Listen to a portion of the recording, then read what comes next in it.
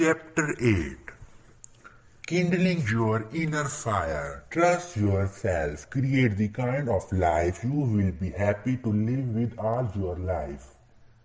Make the most of yourself by fanning the tiny inner sparks of possibility into the flames of achievement. Foster C. McClellan. The day that Yogi Raman shared his mystical little fable with me high atop the Himalayas was actually quite similar to this day in many respects, said Julian. Really? Our meeting began in the evening and carried on well into the night. There was such a chemistry between the two of us that the air seemed to crackle with electricity, as I mentioned to you earlier. From the first moment I met Raman, I felt as if he was the brother I never had. Tonight, sitting here with you and enjoying the look of intrigue on your face, I feel the same energy and bond. I will also tell you that I have always thought of you as my little brother since we became friends. I will tell you the truth, I saw a lot of myself in you. You were an amazing litigator, Julian. I will never forget your effectiveness. It was obvious that he had no interest in exploring the museum of his past. John, I would like to continue to share the elements of Yogi Raman's fable with you, but before I do this, I must confirm something. Already you have learned a number of highly effective strategies for personal change which will do wonders for you if you apply them consistently. I will open my heart to you tonight and reveal everything I know. As it is my duty to do, I just want to make sure that you fully understand how important it is that you in turn pass the wisdom on to all those who are searching for good guidance.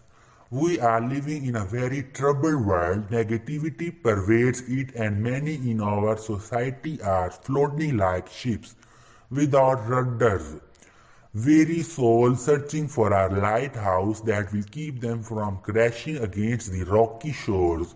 You must serve as a captain of Source, I am placing my trust in you to take the message of the sages of Sivana to all those who need it.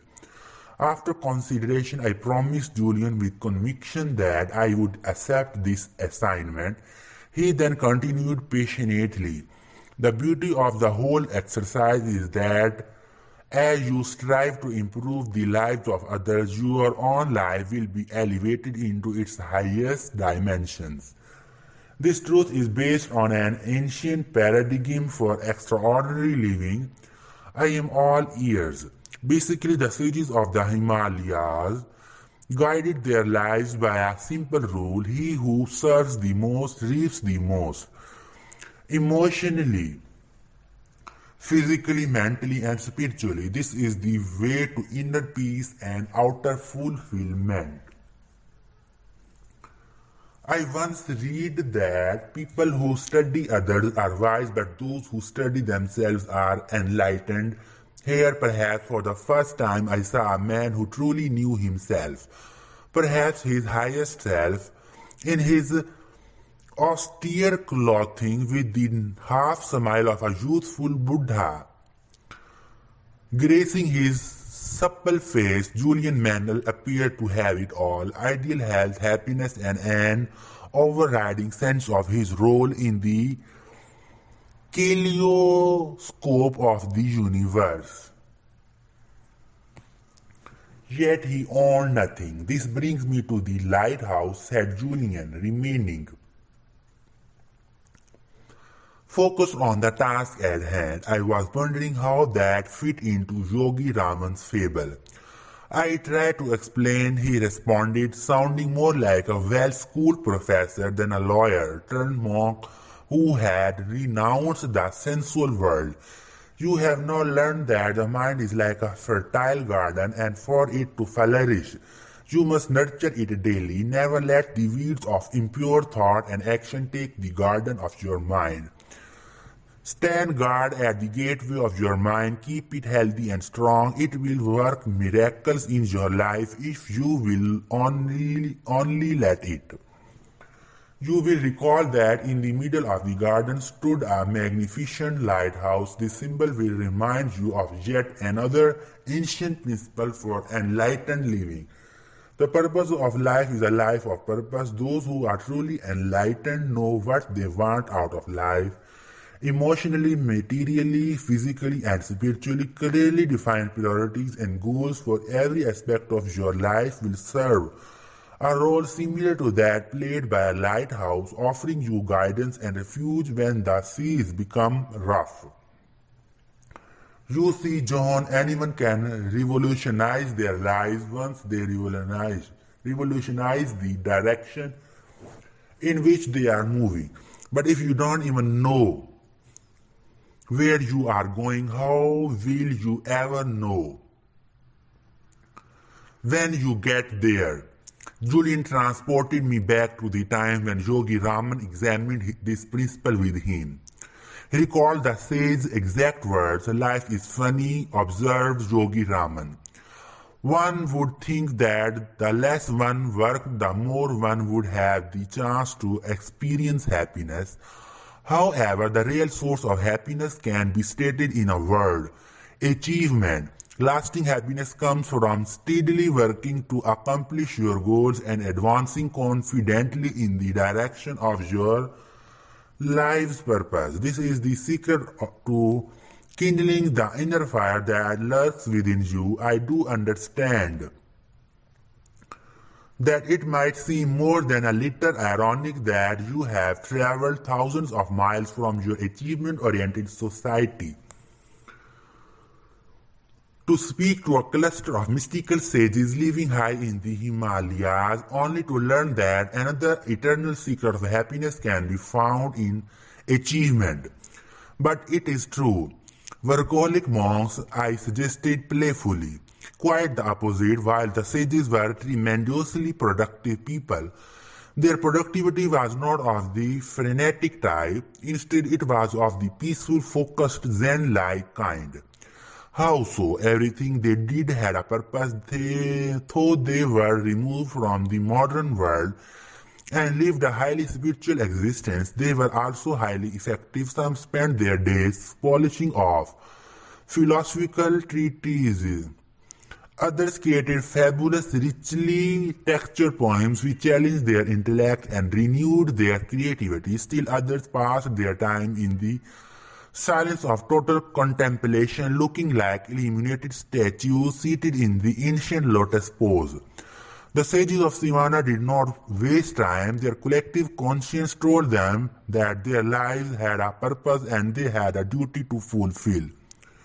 This is what Yogi Raman said to me here in Sivana, where time appears to stand still. You might wonder what a group of simple possessionless sages would ever need or hope to achieve.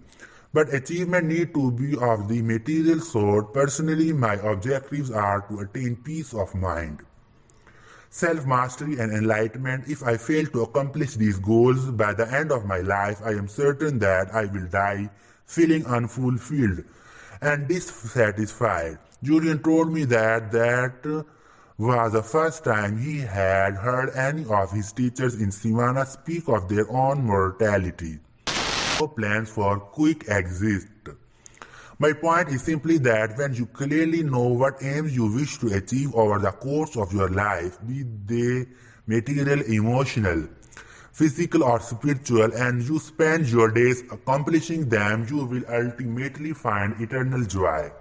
Your life will be as delightful as mine and you will come to know a splendid reality, but you must know your life's aim and then manifest this vision into reality by consistent action.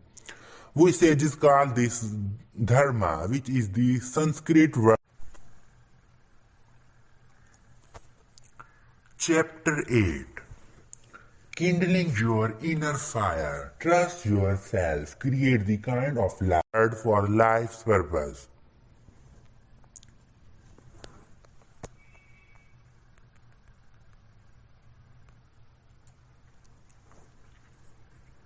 Lifelong contentment will come from the fulfillment of my dharma, I asked. Most certainly, from dharma springs inner harmony and lasting satisfaction. Dharma is based upon the ancient principle that says every one of us has a heroic mission whilst we walk this earth. We have all been granted a unique set of gifts and talents that will readily allow us to realize this life work. The key is to discover them and in doing so discover the main objective of your life. I interrupted Julian. It's sort of what you were saying earlier about risk taking. Maybe yes, maybe no. I don't follow. Yes, it may seem as though you are forced to take a few risks to discover what you are best at and the essence of your life's purpose.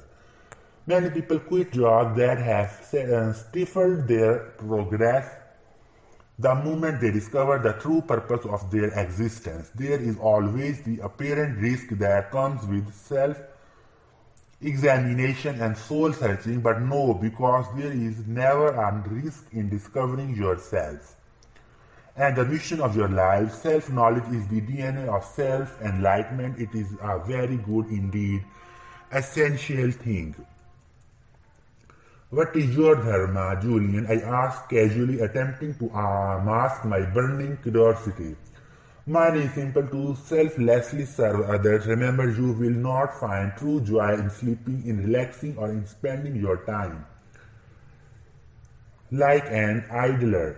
As Benjamin Disraeli said, the secret of success is constancy of purpose. The happiness you are searching for comes through reflecting on the worthy aims you are dedicated to achieving and then taking action daily to advance them. This is a direct application of the timeless philosophy which prescribes that those things which are most important should never be sacrificed to those things which are the least important. The lighthouse in Yogi Raman's fable will always remind you of the power of setting clearly defined purposeful goals and most importantly of having the character powerful to act on them. Over the course of the next few hours, I learned from Julian that all highly developed, fully actualized people understand the importance of exploring their talents, uncovering their personal purpose, and then applying their human gifts in the direction of this calling.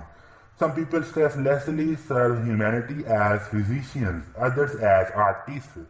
Some people discover that they are powerful communicators and become wonderful teachers, whilst others come to realize that their legacy will be in the form of innovations in the field of business or science. The key is to have the discipline and vision to see your heroic mission and to ensure that it serves other people while you realize it.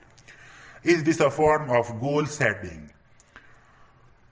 Goal setting is the starting point. Mapping your objectives and your goals releases the creative juices which get you on the path of your purpose. Believe it or not, Yogi Raman and the other sages were very hot on goals.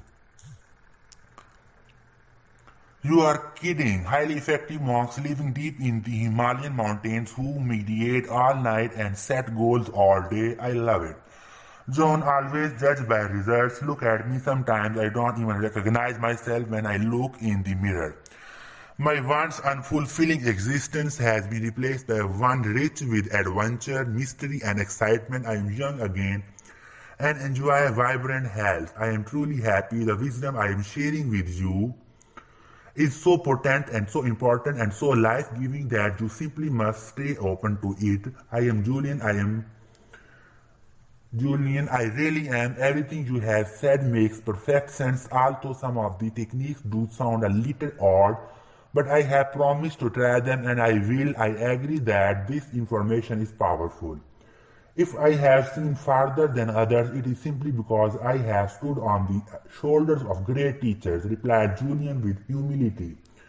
Here's another example. Yogi Raman was an expert archer, a true master. To illustrate his philosophy on the importance of setting clearly defined objectives in every aspect of one's life and fulfilling one's mission, He offered a demonstration I will never forget. Near where we were sitting there was a magnificent oak tree. The sage pulled one of the roses from the garland he habitually wore and placed it on the center of the trunk. He then pulled three objects from the large knapsack that was his constant companion whenever he ventured to distant mountain climbs, such as the one we were visiting. The first object was his favorite bow, made of a wonderfully fragrant yet sturdy sandalwood. The second item was an arrow. The third object was a lily-white handkerchief, the kind I used to wear in the pocket of my expensive suits to impress judges and juries, Julian added apologetically. Yogi Raman then asked Julian to put the handkerchief over his eyes as a blindfold. How far away from the rose am I? Yogi Raman asked his pupil. 100 feet, Julian gasped. Have you ever observed me in my daily practice of this ancient sport of archery? The sage queried, in full knowledge of the response that would come. I have seen you strike the bull's eye from a mark almost 300 feet away, and I cannot recall a time that you have ever missed at your current distance. Julian noticed dutifully. Then, with his eyes covered by the cloth and his feet placed securely in the earth, the teacher drew the bow with all his energy and released the arrow, aiming directly at the rose hanging from the tree. The arrow struck the large oak with a thud, missing its mark by an embarrassingly large distance. I thought you were going to display more of your magical abilities, Yogi Raman. What happened? We have traveled to this isolated place for one reason only. I have agreed to reveal all my worldly wisdom to you. 2 days demonstration is meant to reinforce my advice on the importance of setting clearly defined objectives in your life. And knowing precisely where you are going, what you just saw confirms the most important principle for anyone seeking to attain their goals and to fulfill their life's purpose. Yet you will never be able to hit a target that you cannot see. People spend their whole lives dreaming of becoming happier, living with more vitality, and having an abundance of passion. Yet they do not see the importance of taking even 10 minutes a month to write out their goals and to think deeply about the meaning of their lives. Their dharma, goal setting will make your life magnificent. Your world will become richer, more delightful, and more magical. You see, Julian, our ancestors have taught us that setting clearly defined objectives for what we desire in our mental, physical, and spiritual world is critical to their realization. In the world you came from, people set financial and material goals. There is nothing wrong with this if this is what you value. However, to attain self-mastery and inner enlightenment, you must set concrete objectives in other areas as well. Would it surprise you to know that I have clearly defined objectives with respect to the peace of mind I desire, the energy I bring to each day, and the love that I offer to all those around me? Goal setting would do well to take out a piece of paper and start writing out their life aims. At the very moment that this is done, natural forces will come into play which start to transform these dreams into reality. What I was hearing fascinated me when I was a football player in high school. My coach had constantly spoken of the importance of knowing what we wanted from every game. Know your outcome. What was his personal creed for life's purpose?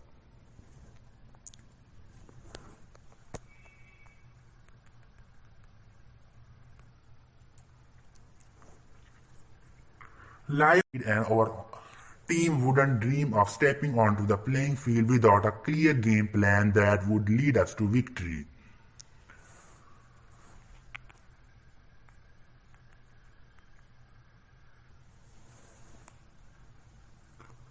I wondered why, as I had grown older, I had never taken the time to develop a game plan for my own life. Maybe Julian and Yogi Raman had something here. What is so special about taking out a sheet of paper and writing out your goals? How could such a simple act make such a difference? I asked. Julian was delighted. Your obvious interest inspires me, John. Enthusiasm is one of the key ingredients for a lifetime of successful living, and I am glad to see that you still have every ounce of yours. Earlier, I told you that we each think about 60,000 thoughts on an average day. By writing out your desires and goals on a piece of paper, you send a red flag to your subconscious mind that these thoughts are far more important than the remaining 59,999 other ones. Your mind will then start to seek out all opportunities to realize your destiny like a guided missile. It is really a very scientific process. Most of us are simply not aware of it. A few of my partners are big on goal setting. Come to think of it, they are the most financially successful people I know, but I don't think they are the most balanced I observed. Perhaps they are not setting the right goals. You see, John, life pretty much gives you what you ask from it. Most people want to feel better, have more energy, or live with greater satisfaction, yet when you ask them to tell you precisely what it is they want, they have no answer. You change your life the moment you set your goals and start to seek out your dharma. Julian said, his eyes sparkling with the truth of his words. Have you ever met someone with a strange name and then started to notice that name appearing everywhere? In newspapers, on the television, or at the office? Or have you ever become interested in a new subject? Let's say flying fishing, and then noticed that you couldn't go anywhere without hearing about the wonders of flying fishing. This is but one illustration of the ageless principle Yogi Raman called Joriki, which I have since learned means concentrated mind. Concentrate every ounce of your mental energy on self-discovery. Learn what you excel and what makes you happy. Maybe you are practicing law but are really meant to be a school teacher given your patience and love of teaching. Perhaps you are a frustrated painter or sculptor. Whatever it is, find your passion and then follow it.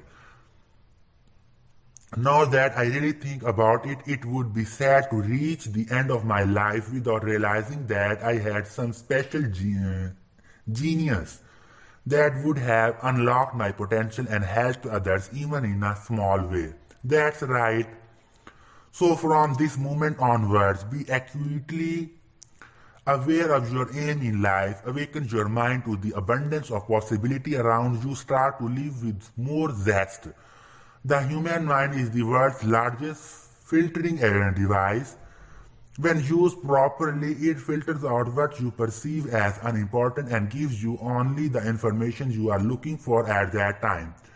At this very moment, as we sit here in your living room, there are hundreds, if not thousands of things going on that we are not paying any attention to. There is the sound of the lovers giggling as they stroll along the boardwalk, the goldfish in the tank behind you, the cool air being flown from the air conditioner, and even the beat of my own heart. The moment I decide to concentrate on my heartbeat, I stand to notice its rhythm and its qualities. Similarly, when you decide to start concentrating your mind on your life's main aims, your mind starts to filter out the unimportant and focus only on the important. To tell you the truth, I think it's about time I discovered my purpose. I said, don't get me wrong, there are a lot of great things in my life, but it isn't as rewarding as I think it could be. If I left this world today, I really can't say for sure that I have made that big a difference. How does that make you feel? Depressed? I offered with total honesty. I know I have talent. Actually, I was one heck of a good artist when I was younger. That was until the legal profession beckoned with the promise of a more stable life. Do you ever wish you had made painting your profession? I really haven't given it much thought, but I will say one thing. When I painted, I was in heaven. It really fired you up, didn't it? Absolutely. I lost track of time when I was in the studio painting. I would get lost in the canvas. I was a real release. It was a rare release for me. It was almost as if I transcended time and moved into another dimension. John, this is the power of concentrating your mind on a pursuit that you love. Goethe said that we are shaped and fashioned by what we love. Maybe your dharma is to brighten the world with lovely scenes. At least start spending a little time painting every day. How about applying this philosophy to things less esoteric than changing my life? I asked with a grin. This should be good. Julian replied, like what? Let's say one of my aims, although a minor one, was to drop the spare tire I am carrying around my waist. Where would I start? Don't be embarrassed. You master the art of goal setting and goal setting by starting off small. The journey of 1,000 miles begins with a single step. I ask intuitively, precisely. And getting good at accomplishing little feats prepares you for realizing the big ones. So to answer your question squarely, there is nothing wrong with mapping out a full range of smaller goals in the process of planning your bigger ones.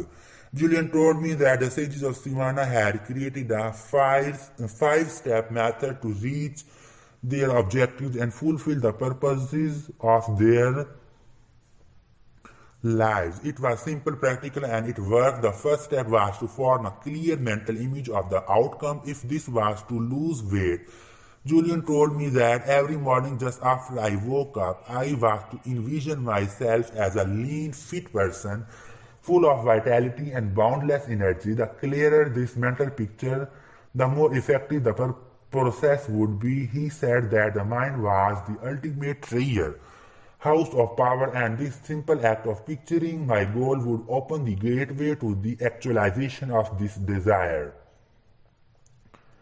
Step 2 was to get some positive pressure on myself. The main reason people do not follow through or any resolutions they make is that it is too easy to slip back into their old ways. Pressure is not always a bad thing. Pressure can inspire you to achieve great ends. People generally achieve magnificent things when their backs are up against the wall and they are forced to tap into the wellspring of human potential that lies within them. How can I create this positive pressure on myself? I ask now, thinking about the possibilities of applying this method to everything from getting up earlier to being a more patient and loving father.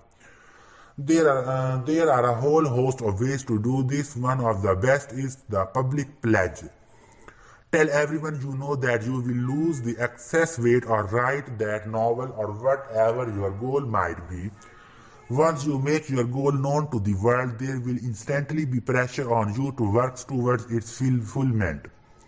Since no one likes to look like a failure in Sivana, my teachers use more dramatic means to create this positive pressure. I speak this philosophy. They truly believe that a day without laughter or a day without even love was a day without life.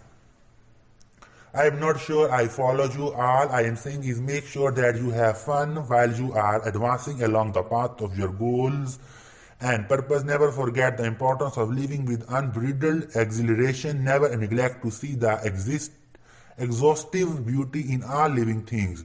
Today and this very moment that you and I sharing is a gift. Remain spirited, joyful, and curious. Stay focused on your life work and on giving selfless service to others. The universe will take care of everything else. This is one of nature's truest laws. And never regret what has happened in the past. Exactly. And our team wouldn't dream of stepping onto the playing field without a clear game plan that would lead us to victory.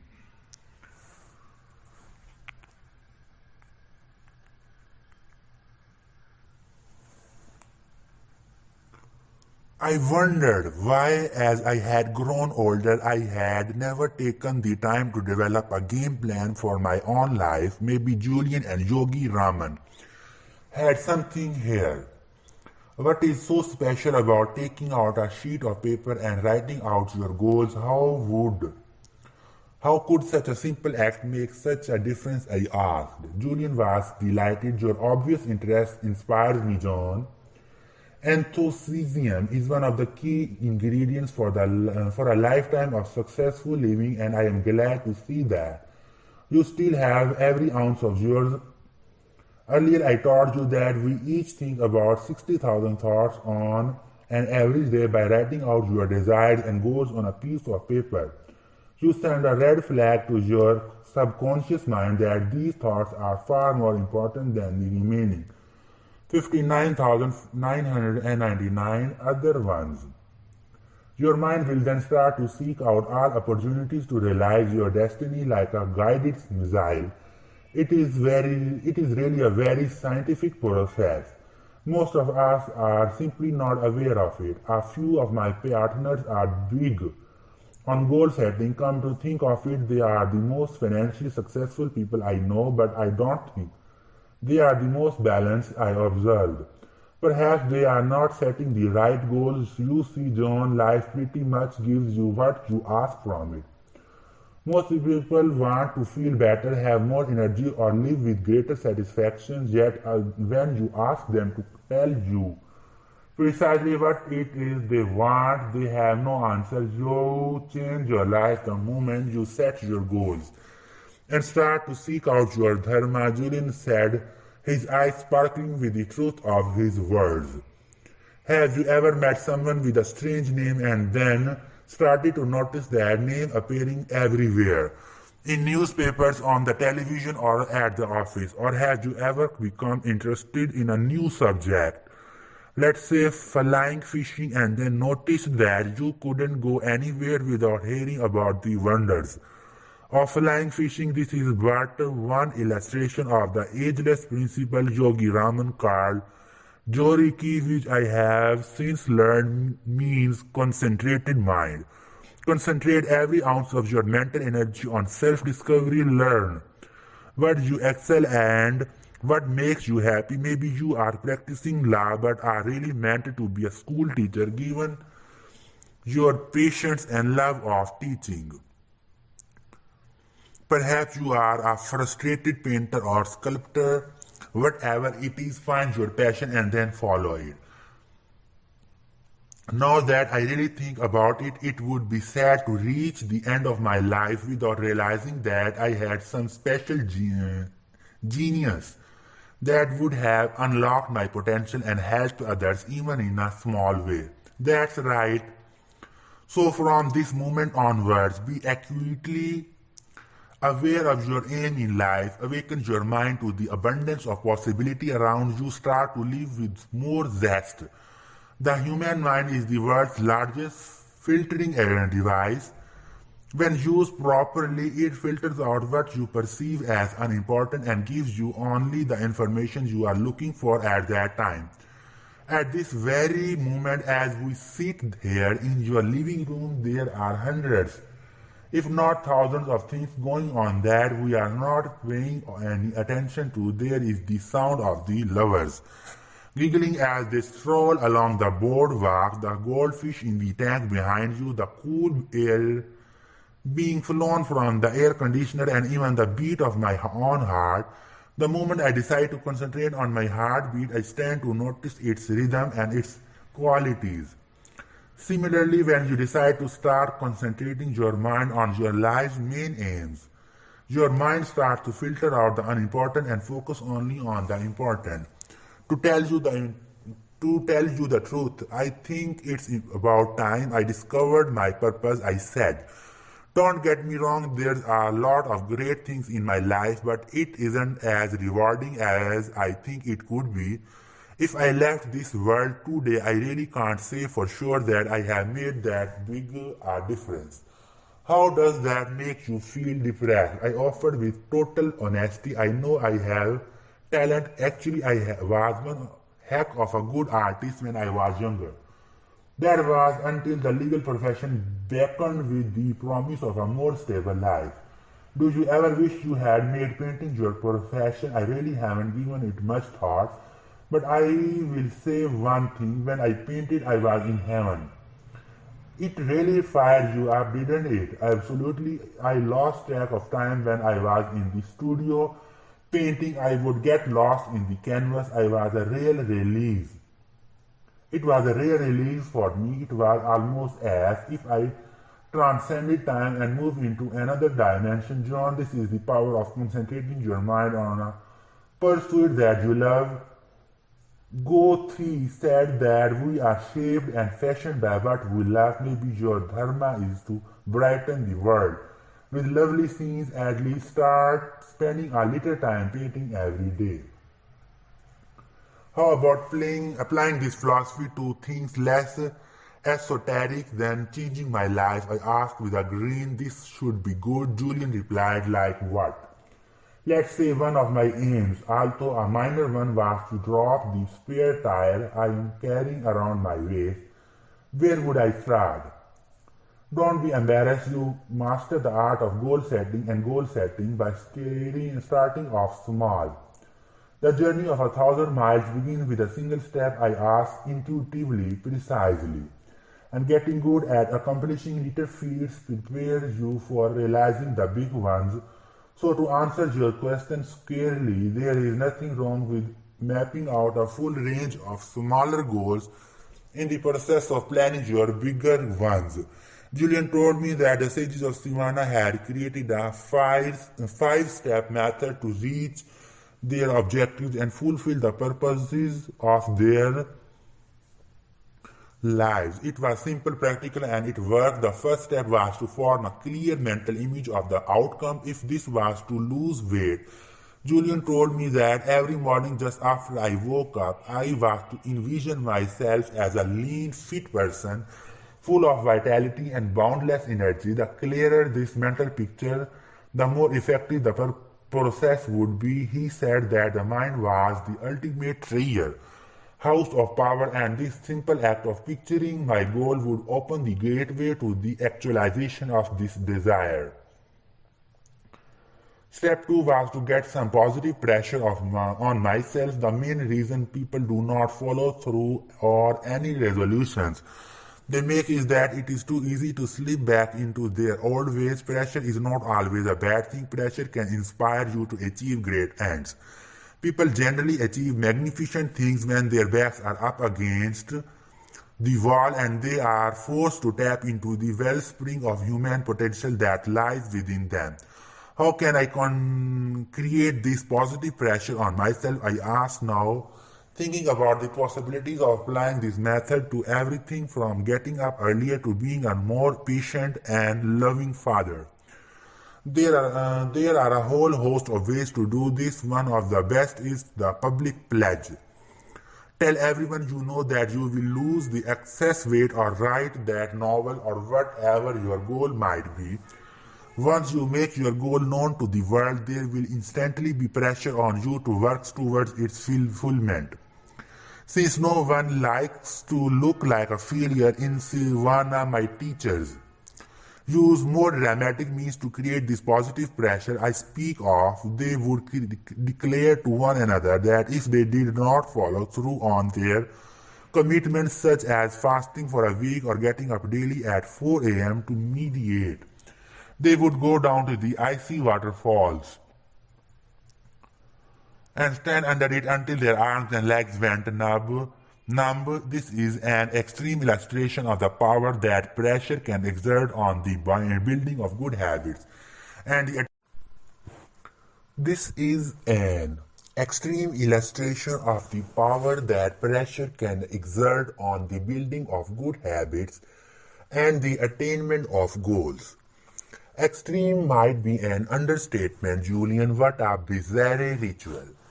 Extremely effective though. The point is simply that when you train your mind to associate pleasure with good habits and punishment with bad ones, your weaknesses will quickly fall by the wayside. You said there were 5 steps to follow to make my desires come true. I said impatiently, what are the remaining three? Yes, John, step 1 is to have a clear vision of your outcome. Step 2 is to create positive pressure to keep you inspired. The third step is a simple one: never set a goal without attaching a timeline to it. To breathe life into a goal, you must attach a precise deadline to it. It's just like when you are preparing cases for court, you always focus your attention on the ones the judge has scheduled to be heard tomorrow rather than on the ones without any court date. Oh, and by the way, explained Julian, remember that a goal that is not committed to paper is not goal at all. Go out and buy a journal. A cheap coil notepad will do. Call this your dream book and fill it with all your desires, objectives, and dreams. Get to know yourself and what you are all about. Don't I already know myself? Most people don't. They have never taken the time to know their strengths, their weaknesses, their hopes, their dreams. The Chinese define image in these terms. There are three mirrors that form a person's reflection. The first is how you see yourself. The second is how others see you. And the third mirror reflects the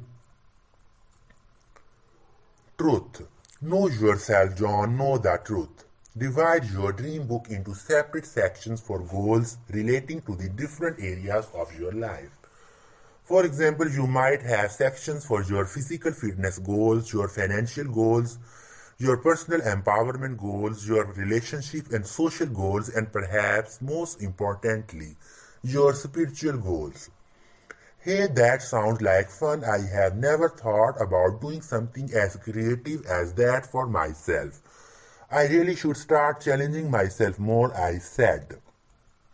I agree. Another particularly effective technique I learned is to fill your dream book with pictures of the things you desire and images of people who have cultivated the abilities, talents, and qualities that you hope to emulate.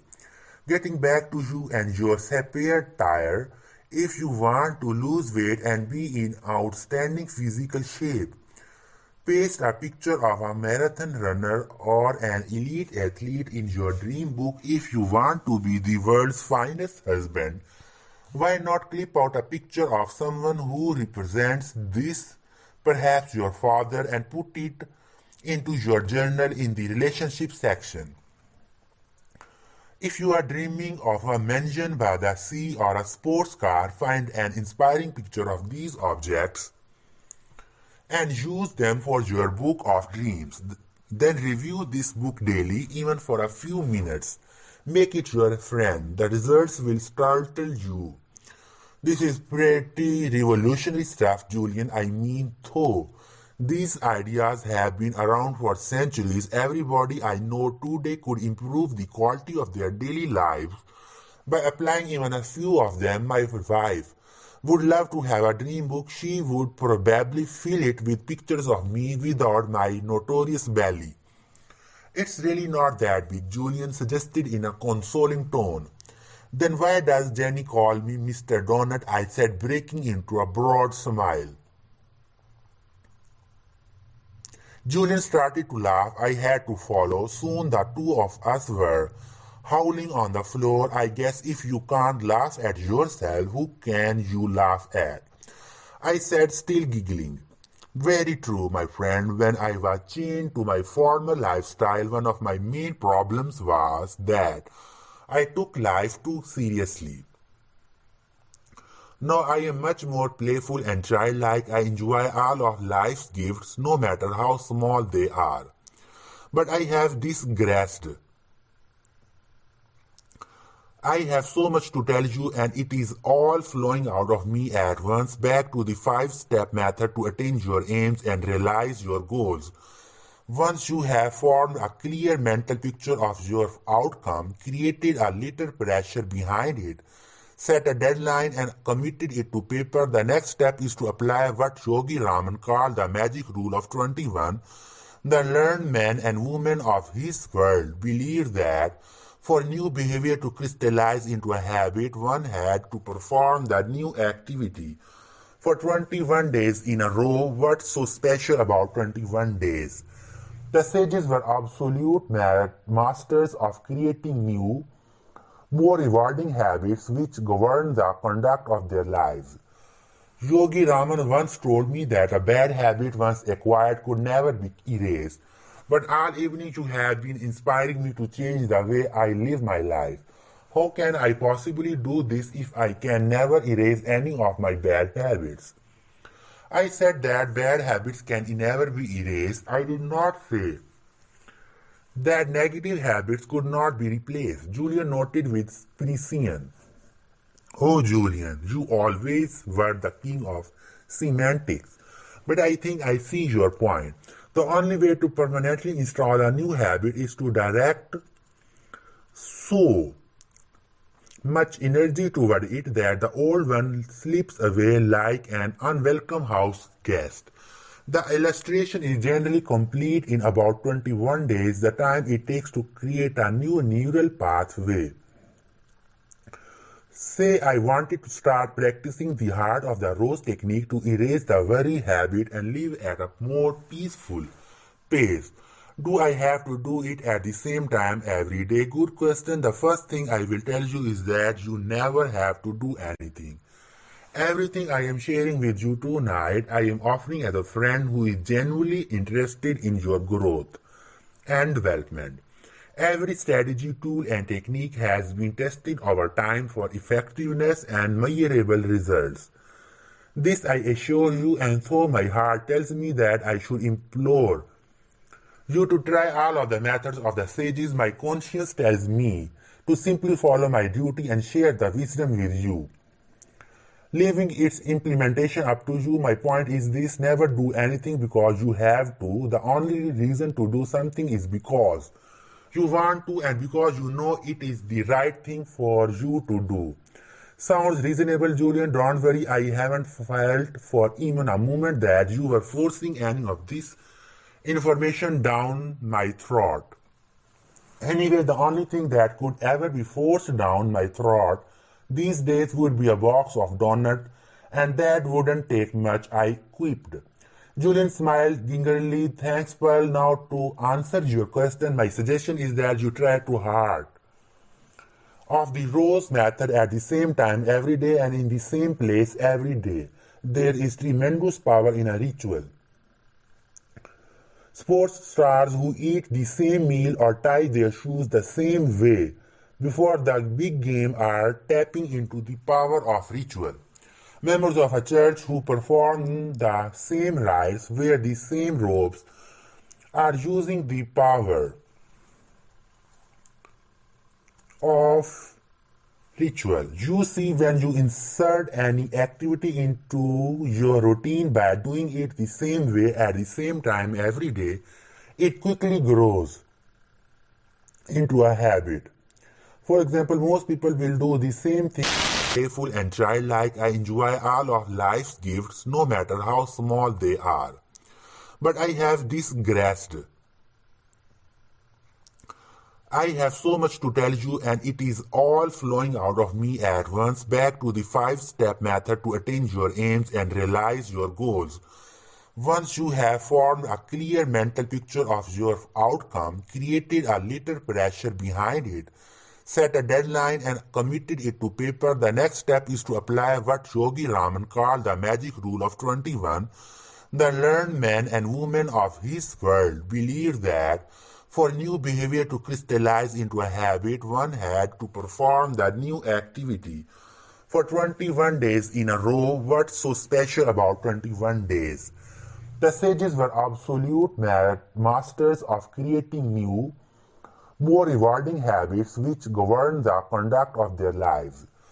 Yogi Raman once told me that a bad habit once acquired could never be erased. But all evening you have been inspiring me to change the way I live my life. How can I possibly do this if I can never erase any of my bad habits? I said that bad habits can never be erased. I did not say that negative habits could not be replaced. Julian noted with precision. Oh, Julian, you always were the king of semantics. But I think I see your point.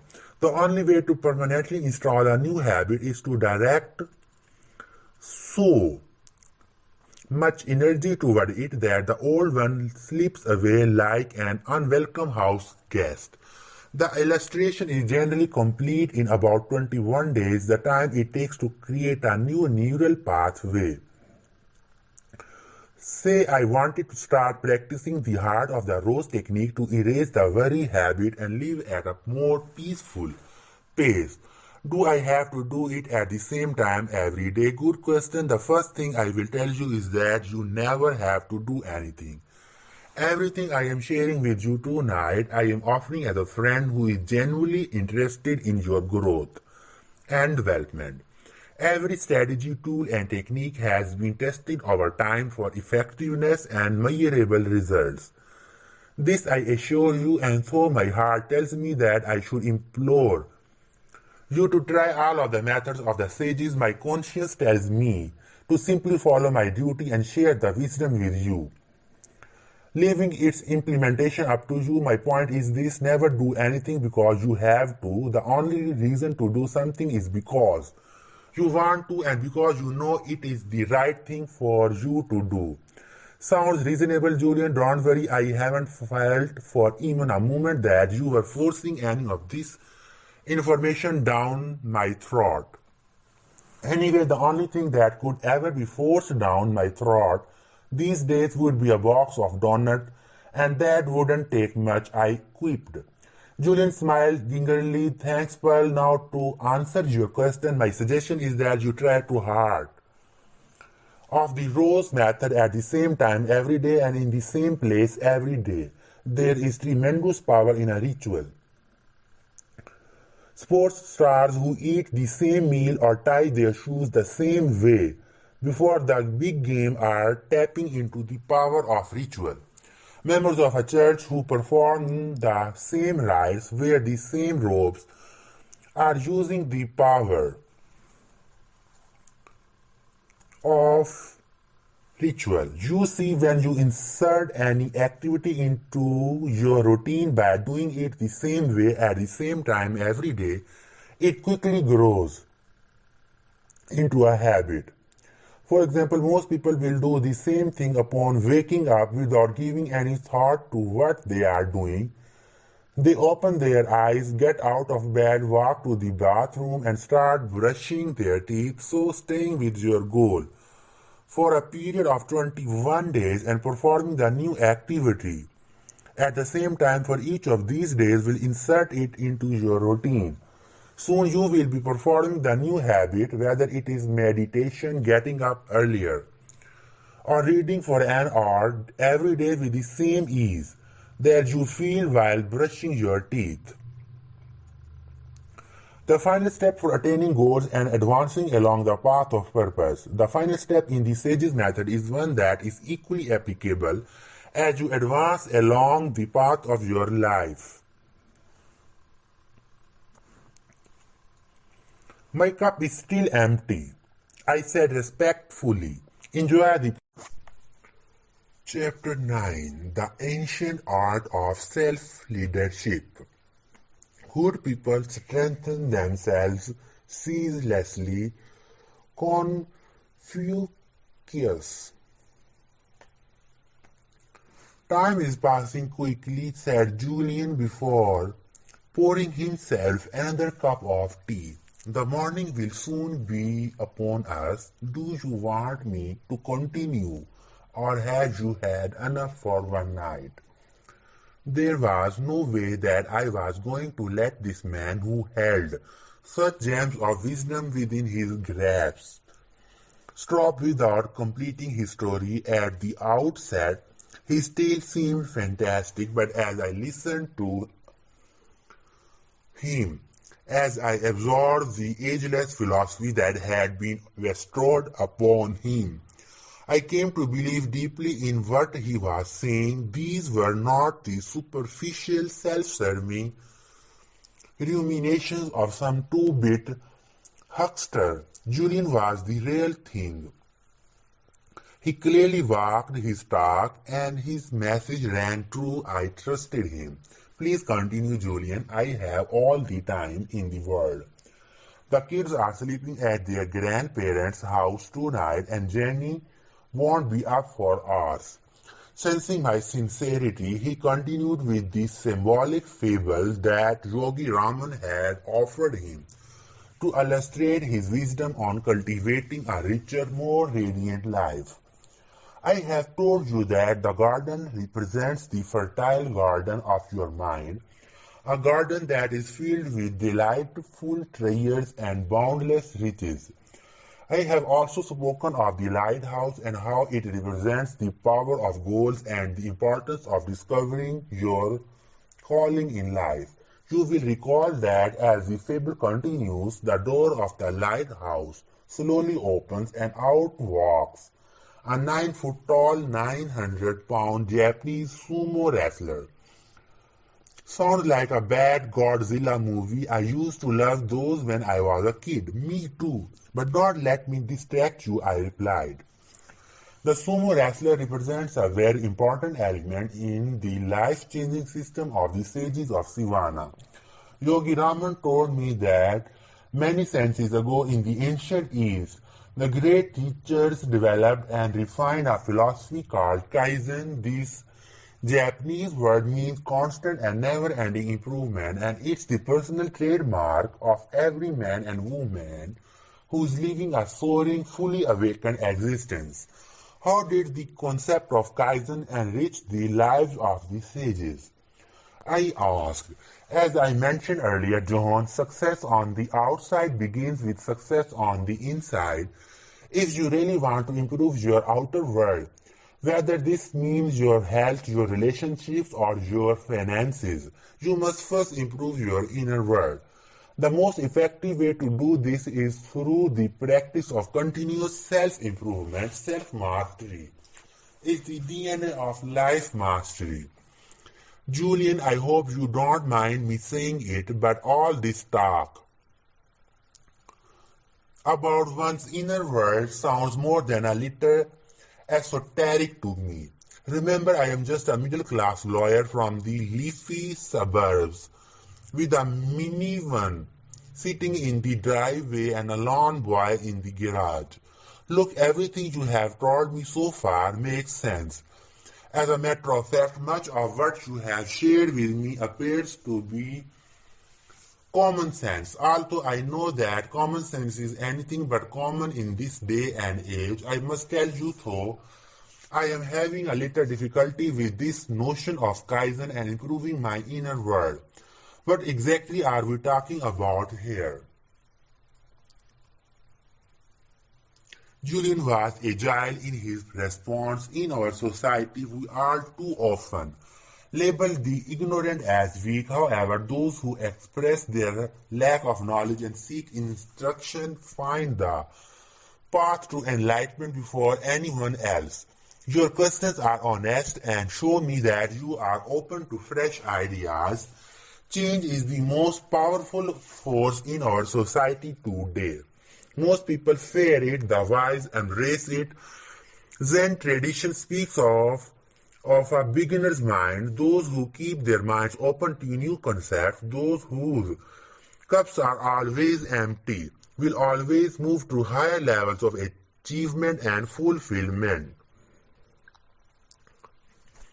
Never be reluctant to ask even the most basic of questions. Questions are the most effective method of eliciting knowledge. Thanks, but I still am unclear about Kaizen. When I speak of improving your inner world, I am simply speaking of self-improvement and personal expansion, and it is the best thing you can do for yourself. You might think that you are too busy to spend time working on yourself. This would be a very big mistake. You see, when you have taken the time to build a strong character full of discipline, energy, power, and optimism, you can have anything and do anything you want in your outer world. When you have cultivated a deep sense of faith in your abilities and indomitable spirit, nothing can stop you from succeeding in all your pursuits and living with great rewards, taking the time to master your mind, to care for the body, and to nourish your soul will put you in a position to develop more richness and vitality in your life.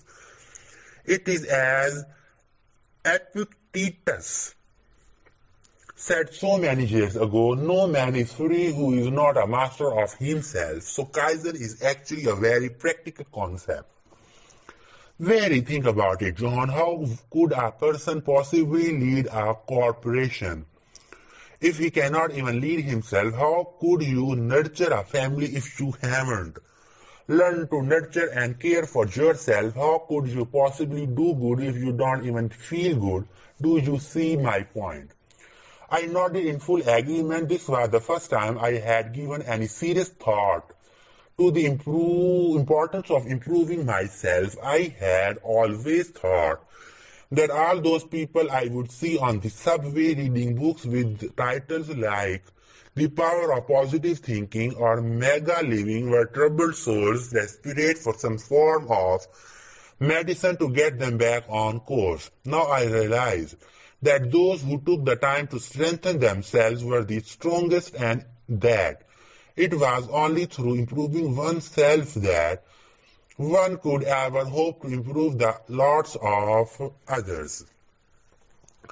I then started to reflect on all the things I could improve. I really could use the added energy and good health that exercising would surely bring. Ridding myself of my nasty temper and my habit of interrupting others might do wonders for my relationship with my wife and kids, and erasing my worry habit would give me the peace of mind and deep happiness I had been searching for. The more I thought about it, the more potential improvements I saw. As I started to see all the positive things that would flood into my life through the cultivation of good habits, I grew excited, but I realized that Julian was talking about far more than the importance of daily exercise, a healthful diet, and a balanced lifestyle. What he had learned in the Himalayas was deeper and more meaningful than this. He spoke of the importance of building strength of character, developing mental toughness, and living with courage. He told me that these three attributes would lead not only to a virtuous life, but to a life filled with achievement, satisfaction, and inner peace. Courage was a quality everyone would cultivate, and one that would pay huge dividends over the long run. What does courage have to do with self-leadership and personal development? I wondered aloud. Courage allows you to run your own race. Courage allows you to do whatever you want to do because you know that it is right. Courage gives you the self-control to persist where others have failed. Ultimately, the degree of courage you live with determines the amount of fulfillment you receive. It allows you to truly realize all the exhaustive wonders of the epic that is your life, and those who master themselves have an abundance of courage. Okay, I am starting to understand the power of working on myself. Where do I start? Julie returned to his conversation with Yogi Raman high atop the mountains on what he remembered as a remarkably starry and glorious beautiful night. Initially, I too had trouble with the notion of self-improvement. After all, I was a tough, Harvard-trained legal gunslinger who had no time for New Age theories forced on me by what I thought were people with bad haircuts who hung out at airports. I was wrong. It was this close-mindedness that was holding my life back all of those years. The more I listened to Yogi Raman and the more I reflected on the pain and suffering of my former world, the more I welcomed the philosophy of Kaizen, constant and never-ending enrichment of the mind, body, and soul into my new life, Julian asserted. Why am I hearing so much about the mind, body, and soul these days? It seems I can't even turn on the tube without someone making mention of it. This is the trilogy of your human endowments to improve your mind without the cultivation of your physical gifts would be a very hollow victory. Elevating your mind and body to their highest level without nurturing your soul would leave you feeling very empty and unfulfilled. But when you dedicate your energies to unlocking the full potential of all three of your human endowments, you will taste the divine ecstasy of an enlightened life. You have got me pretty excited, Pearl. As to your question about where to start, I promise that I will give you a number of ancient yet powerful techniques in a few moments, but first I must share a practical illustration with you. Get into push-up position. Good grief. Julian's become a drill sergeant. I silently thought, being curious and wishing to keep my cup empty. I complied. Now do as many push-ups as you can possibly do. Don't stop until you truly are certain that you cannot do any more. I struggled with the exercise, my 215-pound frame not being used to much more than walking to the nearest McDonald's with my kids or meandering through a round of golf with my law partners. The first 15 push-ups were pure agony. With the heat of that summer evening adding to my discomfort, I started to sweat profusely. However, I was determined not to show any signs of weakness and carried on until my vanity started to give way along with my arms. At 23 push-ups, I gave up. No more, Julian, this is killing me. What are you trying to do here? Are you certain that you can't do any more? I am sure. Come on, give me a break. The only lesson I am going to learn from this is what to do for a heart attack. Do 10 more, then you can rest, commanded Julian. You have got to be kidding, but I continued. 1, 2, 5, 8, and finally 10. I lay on the floor in total exhaustion.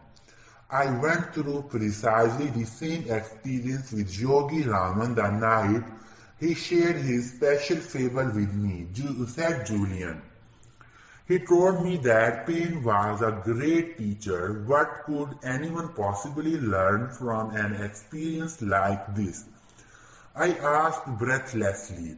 Yogi Raman and all of the sages of Sivana for that matter believed that people grow the most when they enter the zone of the unknown. Okay, but what does that have to do with making me do all those push-ups?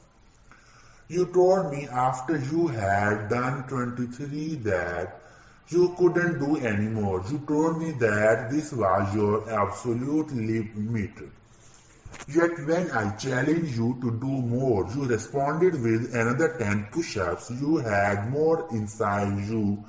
And when you reached for your resources, you received more. Yogi Raman explained a fundamental truth to me whilst I was his student. The only limits on your life are those that you set yourself. When you dare to get out of your circle of comfort and explore the unknown, you start to liberate your true human potential. This is the first step towards self-mastery and mastery over every other circumstance in your life. When you push beyond your limits, just as you did in this little demonstration, you unlock mental and physical reserves that you never thought you had. Fascinating, I thought. Come to think of it, I had recently read in a book that The average person uses only a minute measure of his human capacity. I wondered what we could do if we started using the remaining reservoir of our abilities. Julian sensed he was on a roll. You practice the art of Kaizen by pushing yourself daily, work hard to improve your mind and body, nourish your spirit. Do the things you fear, start to live with unbridled energy and limitless enthusiasm. Watch the sunrise, dance in a rain shower, be the person you dream of being, do the things you have always wanted to do but didn't because you tricked yourself into believing that you were too young, too old, too rich, or too poor, prepared to live a so airy, fully alive life. In the East, they say that luck favors the prepared mind. I believe that life favors the prepared mind. Julian continued his passionate discourse. Identify the things that are holding you back. Are you scared of speaking, or do you have trouble in your relationships? Do you lack a positive attitude, or do you need more energy? Make a written inventory of your weaknesses. Satisfied people are far more thoughtful than others. Take the time to reflect on what it is that might be keeping you from the life you really want and know deep down you can have. Once you have identified what your weaknesses are, the next step is to face them head on and attack your fears. If you fear public speaking, sign up to give 20 speeches. If you fear starting a new business or getting out of a dissatisfying relationship, muster every ounce of your inner resolve and do it. This might be the first taste of real freedom that you have experienced in years. Fear is nothing more than a mental monster you have created, a negative stream of consciousness. Fear is nothing more than a negative stream of consciousness. I like that. You mean all my fears are nothing more than imaginary little gremlins that have crept into my mind over the years. Exactly, John. Every time they have prevented you from taking some actions, you have added fuel to their fire. But when you conquer your fears, you conquer your life. I need an example. Sure. Let's take public speaking, an activity most people fear more than death itself. When I was a litigator, I actually saw lawyers who were scared of stepping into court. They would do anything, including settling their clients' otherwise worthy cases just to avoid the pain of getting up on their feet inside a packed courtroom. I have seen them too. Do you actually think that they were born with this fear? I sure hope not. Study a baby. She has no limits. Her mind is a lush landscape of potential and possibility. Properly cultivated, it will lead her to greatness. Filled with negativity, it will lead her to mediocrity. At best, that I am saying is this: no experience, whether it is public speaking or asking your boss for a raise or swimming in a sun-soaked lake or walking along the beach on a moonlight night, is inherently painful or pleasant. It is your thinking that makes it so. Interesting, a baby could be trained to view a glorious sunny day as depressing. A child could be trained to see a puppy as a vicious animal. An adult could be trained to see a drug as a pleasant vehicle for release.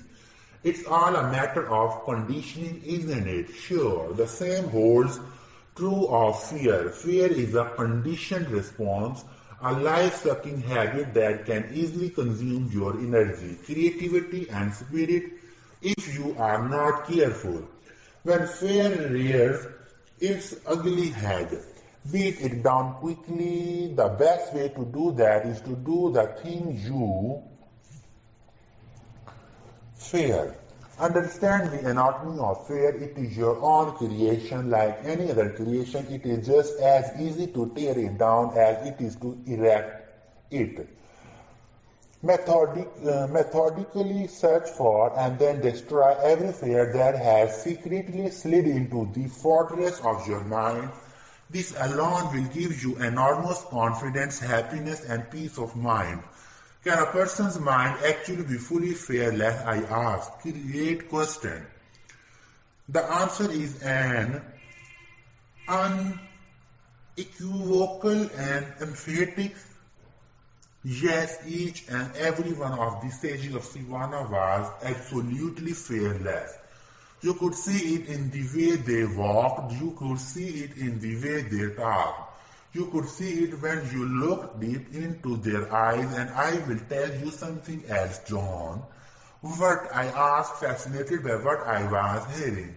I too am fearless.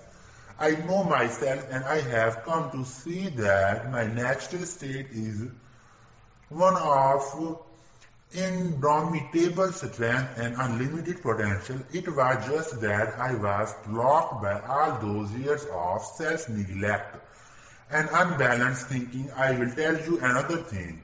When you erase fear from your mind, you start to look younger and your health becomes more vibrant. The old mind-body connection, I replied, hoping to mask my ignorance. Yes, the sages of the East had known about it for over 5,000 years. Hardly new age, he said with a broad grin lighting up his radiant face. The sages shared another powerful principle with me which I think about often. I think it will be invaluable to you as you walk the path of self-leadership and personal mastery. It has given me the motivation at times when I feel like taking things easy.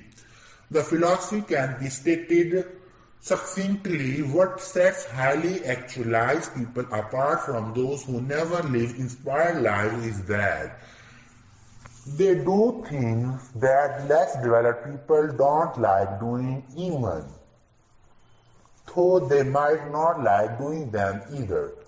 Truly enlightened people, those who experience deep happiness daily, are prepared to put off short-term pleasure for the sake of long-term fulfillment. So they tackle their weaknesses and fears head-on, even if dipping into the zone of the unknown brings with it a measure of discomfort. They resolve to live by the wisdom of Kaizen, improving every aspect of themselves. Ceaselessly and continuously with time, things that were once difficult become easy. Fears that once prevented them from all the happiness, health, and prosperity they deserved fall to the wayside like stick men toppled by a hurricane. So you are suggesting that I must change myself before I change my life. Yes, it's like that old story my favorite professor told me when I was in law school. One night a father was relaxing with his newspaper after a long day at the office. His son, who wanted to play, kept on pestering him. Finally fed up, the father ripped out a picture of the globe that was in the paper and tore it into 100 tiny pieces. Here, son, go ahead and try to put this back together, he said, hoping that this would keep the little boy busy long enough for him to finish reading this paper. To his amazement, his son returned only 1 minute with the globe perfectly back together. When the startled father asked how he achieved this feat, the son smiled gently and replied, Dad, on the other side of the globe there was a picture of a person, and once I got the person together, the world was okay. That's a great story. You see, John, the wisest people I have ever met from the sages of Tigvana to my professors at Harvard Law School all seem to know the key formula for happiness. Do continue, I said with a hint of impatience. It's precisely what I said earlier. Happiness comes through the progressive realization of a worthy objective. When you are doing what you truly love to do, you are bound to find deep contentment. If happiness comes to everyone who simply does what they love doing, why are so many people miserable? Fair point, John. Doing what you love, whether this means giving up the work you are presently doing to become an actor or spending less time on those things that are less important to make time for those things that are more meaningful, requires a great deal of courage. It requires you to step out of your comfort zone, and change is always a little uncomfortable at first. It is also more than a little risky. Having said this, this is the surest way to design a more joyful life. Exactly. How does one go about building courage? It's the same as the story. Once you get yourself together, your world will be okay. Once you master your mind, body, and character, happiness and abundance will flow into your life almost magically. But you must spend some time daily working on yourself, even if for only 10 or 15 minutes. And what does the 9-foot tall, 900-pound Japanese sumo wrestler symbolize in Yogi Raman's fable? Our hefty friend will be your constant reminder of the power of Kaizen, the Japanese word for constant self-expansion and progress. In just a few hours, Julian had revealed the most powerful and the most astonishing information that I had ever heard in my lifetime. I had learned of the magic in my own mind and its treasure trove of potential. I had learned highly practical techniques to still the mind and focus its power on my desires. And dreams. I had learned the importance of having a definite purpose in life and of setting clear goals in every aspect of my personal, professional, and spiritual world. Now I had been exposed to the ageless principle of self-mastery, Kaizen. How can I practice the art of Kaizen? I will give you 10 ancient yet supremely effective rituals that will lead you far along the path of personal mastery. If you apply them on a daily basis with faith in their utility, you will observe remarkable results in just 1 month from today. If you continue to apply them, incorporating the techniques into your routine such that they become habits, you are bound to reach a state of perfect health, limitless energy, lasting happiness, and peace of mind. Ultimately, you will reach your divine destiny, for this is your bright birthright. Yogi Raman offered the 10 rituals to me with great faith in what he'll term their exhaustiveness, and I think you will agree that I am living proof of their power. I simply ask that you listen to what I have to say and judge the results for yourself. Life-changing results in only 30 days, I ask in this belief. Yes, the quid pro quo is that you must set aside at least 1 hour a day for 30 consecutive days to practice the strategies I am about to offer to you. This investment in yourself is all it takes. And please don't tell me that you don't have the time, but I don't. I said honestly, my practice is really booming. I don't have 10 minutes to myself, let alone a full hour. Julian. As I told you, saying that you do not have the time to improve yourself, whether this means improving your mind or nourishing your spirit, is much like saying you do not have time to stop for gas because you are too busy driving. Eventually it will catch up with you. Really, how so? Let me put it this way. You are very much like a high-performance race car worth millions of dollars, a well-oiled, highly sophisticated machine. Why, thank you, Julian. Your mind is the greatest wonder of the universe, and your body has the capacity to perform feats that might astonish you. Agreed. Knowing the value of this high performance multi-million dollar machine, would it be wise to run it full out every minute of every day without taking a pit stop to let the motor cool down? Of course not. Well then, why are you not taking some time every day for your personal pit stop or rest break? Why are you not taking the time to cool down the high performance engine of your mind? Do you see my point? Taking the time to renew yourself is the most important thing you can do. Ironically, taking time out from your daily with utter conviction in their value. This is not a quick fix type deal. Once you are in it for the long term. What do you mean? Spending 1 hour a day tending to yourself will surely give you dramatic results in 30 days, provided you do the little things. It takes about 1 month to fully install a new habit. After this period, the strategies and techniques you will learn will fit like a second skin. The key is that you must keep on practicing them every day if you want to keep on seeing the results.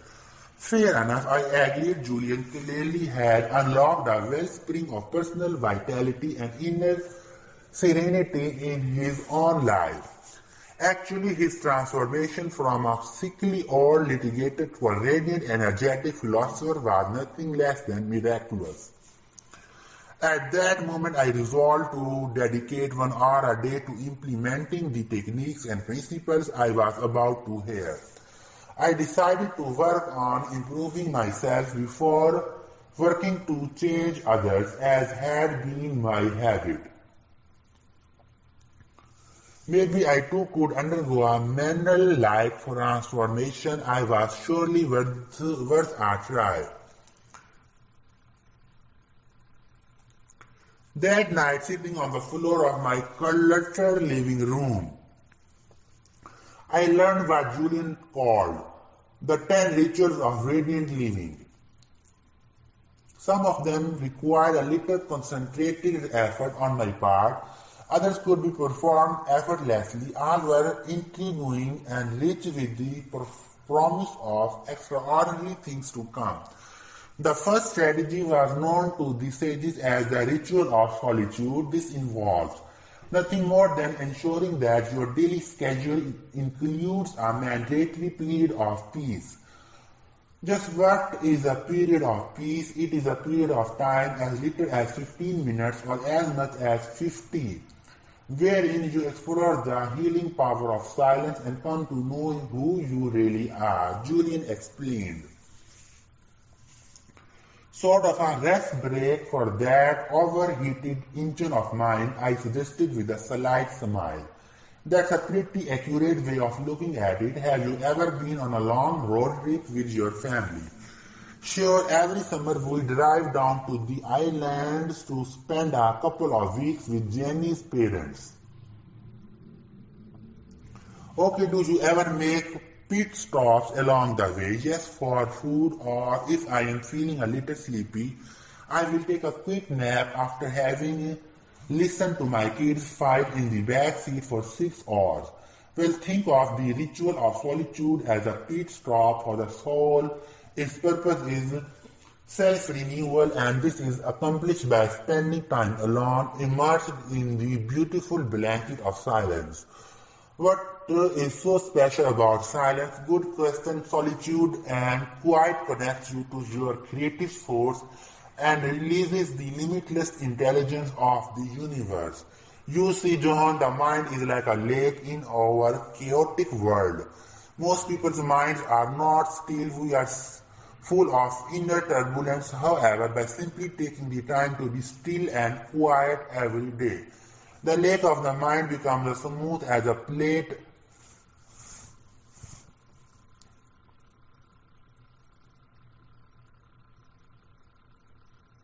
of glass. This inner quietness brings with it a wealth of benefits, including a deep sense of well-being, inner peace, and boundless energy. You will even sleep better and enjoy a renewed feeling of balance in your daily-to-day activities. Where should I go for this period of peace? Theoretically, you could do it anywhere from your bedroom to your office. The key is to find a place of true quiet and beauty. How does beauty fit into the equation? Beautiful images soothe a ruffled soul, Juliet observed with a deep sigh. A bouquet of roses or a simple solitary daffodil will have a highly salutary effect on your senses and relax you no end. Ideally, you should savor such beauty in a space that will serve as a sanctuary of the self.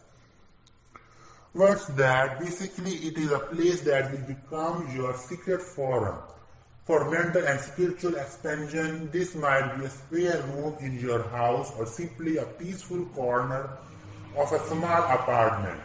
The point is to reserve a spot for your renewal activities, a place that sits there quietly awaiting your arrival. I love the sound of that. I think having a silent place to go to when I come home from work would make a life a world of difference. I could decompress for a while and let go of the stresses of the day. It would probably make me a much nicer person to be around.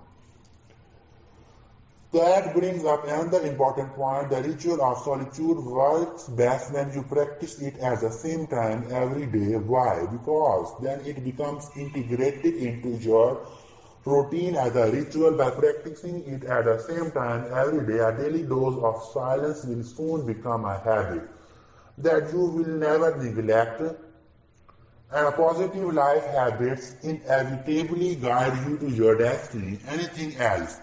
Yes, if all possible, commune with nature daily. A quick walk through the woods or even a few minutes spent cultivating your tomato garden in the backyard will reconnect you to the wellspring of calm that may not be dormant within you. Being with nature also allows you to tune into the infinite wisdom of your higher self.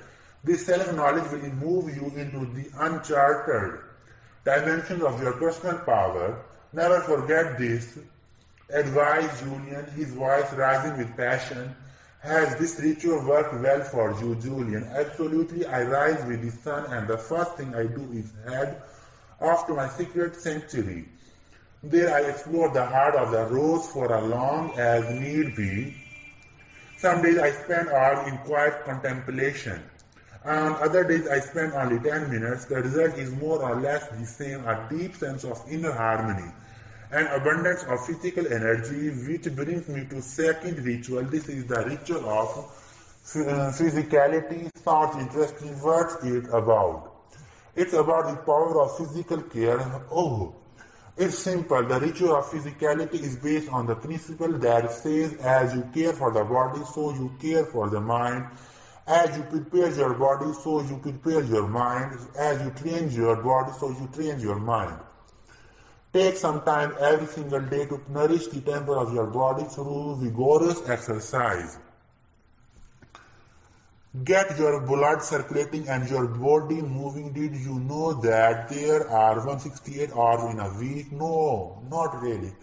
It's true. At least 5 of those hours should be invested in summer, and says it has added 5 years to her life. There is no one strategy that will magically transform your life, John. Let me be the first to say this, lasting and profound. Change comes through the continued application of a number of the methods I have shared with you, but yoga is an extremely effective way to unlock your reserves of vitality. I do my yoga every morning, and it is one of the best things that I do for myself. Have you tried yoga? Jenny started practicing it last summer and says it has added 5 years to her life. There is no one strategy that will magically transform your life, John. Let me be the first to say this lasting and profound change comes through the continued application of a number of the methods I have shared with you, but yoga is an extremely effective way to unlock your reserves of vitality.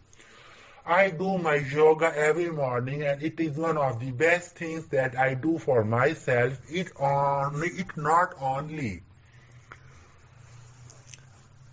rejuvenates my body, it completely focuses my mind, it has even unblocked my creativity. It is a terrific discipline. Did the sages do anything else to care for their bodies? Yogi Raman and his brothers and sisters also believed that vigorous walking in natural surroundings, whether high on the mountain paths or deep in the lush forests, worked wonders for relieving fatigue and restoring the body to its natural state of vibrancy. When the weather was too harsh to walk, they would exercise within the security of their huts. They might miss a meal, but they would never miss their daily round of exercise. What did they have in their huts? Nordic track machines, I equipped, not quite. Sometimes they would practice yoga postures. Other times I would watch a glimpse of them doing a set or two of 100 push-ups. I really think it didn't matter too much to them that what they did, so long as they moved their bodies and got the fresh air of their breathtaking surroundings flowing through their lungs. What does breathing fresh air have to do with anything? I will answer your question with one of Yogi Raman's favorite sayings. To breathe properly is to live properly. Breathing is that important, I asked in surprise. Quite early on in Sivana, the sages taught me that the fastest way to double or even triple the amount of energy I had was to learn the art of effective breathing. But don't we all know how to breathe, even a newborn baby? Not really, John. While most of us know how to breathe to survive, we have never learned how to breathe to thrive. Most of us breathe far too shallowly, and in so doing, we fail to take in enough oxygen to run the body at an optimal level. Sounds like proper breathing involves a lot of science. It does, and the sages treated it that way. Their philosophy was simple: take in more oxygen through efficient breathing and you liberate your energy reserves along with your natural state of vitality. Okay, so where do I start?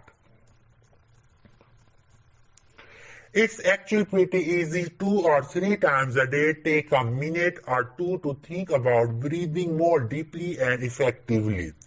How do I know if I am breathing effectively? Well, your belly should move out slightly. This indicates that you are breathing from the abdomen, which is good. A trick that Yogi Raman taught me was to cup my hands over my stomach. Okay, so where do I start? It's actually pretty easy. 2 or 3 times a day, take a minute or two to think about breathing more deeply and effectively. How do I know if I am breathing effectively? Well, your belly should move out slightly. This indicates that you are breathing from the abdomen, which is good. A trick that Yogi Raman taught me was to cup my hands over my stomach. If they moved out as I inhaled, my breathing technique was proper, very interesting. If you like that, then you will love the third ritual of radiant living, said Julian, which is the ritual of live nourishment. In my days as a litigator, I lived off of a steady diet of steaks, fries and other types of junk food. Sure, I ate at the finest restaurants in the country, but I still filled my body with junk. I didn't know it at the time, but this was one of the main sources of my discontent, really. Yes, a poor diet has a pronounced effect on your life. It drains your mental and physical energy. It affects your moods. And it hampers the clarity of your mind. Yogi Raman put it this way. As you nourish your body, so you nourish your mind. I assume then that you changed your diet radically, and it made an amazing difference in the way I felt and looked. I always thought that I was so run down because of the stresses and strains of my work and because the wrinkled fingers of old age were reaching out for me. In Savannah, I learned that much of my lethargy was due to the low-octane fuel I was pumping into my body. What did the sages of Savannah eat to stay so youthful and bright? Live foods, came the efficient reply. Oh, live foods are the answer. Live foods are foods that are not dead. Come on, Julian, what are live foods? I asked impatiently. Basically, live foods are those which are created through the natural interaction of the sun, air, soil, and water. What I am talking about here is a vegetarian diet. Fill your plate with fresh vegetables, fruits, and grains, and you might just live forever. Is that possible? Most of the sages were well over 100 and they showed no signs of slowing down. And just last week, I read in the paper about a group of people living on the tiny island of Okinawa in the East China Sea. Researchers are flocking to the island because they are fascinated by the fact that it holds the largest concentration of centenarians in the world. What have they learned? That a vegetarian diet is one of their main longevity secrets. But is this type of diet healthy? You would not think that it would give you much strength. Remember, I am still a busy litigator, Julian. This is the diet that nature intended. It is alive, vital, and supremely healthy. The sages have lived by this diet for many thousands of years. They call it a sattvic or pure diet. And as to your concern about strength, the most powerful animals on the planet, ranging from gorillas to elephants, wear the badge of proud vegetarians. Did you know that a gorilla has about 30 times the strength of a man? Thanks for that important tidbit of information. Look, the sages are not extreme people. All of their wisdom was based on the ageless principle that one must live a life of moderation and do nothing to extremes. If you like meat, you can certainly keep eating it. Just remember that you are ingesting bad food. If you can cut back on the amount of red meat that you eat, it is really hard to digest. And since your digestive system is one of the most energy-consuming processes of your entire body, valuable energy reserves are needlessly depleted by this food stuff. Do you see what I am getting at? Just compare how you feel after eating a steak with your energy levels after eating a salad. If you don't want to become a strict vegetarian, at least start salad with every meal and fruit for dessert. Even this will make a huge difference in the quality of your physical life.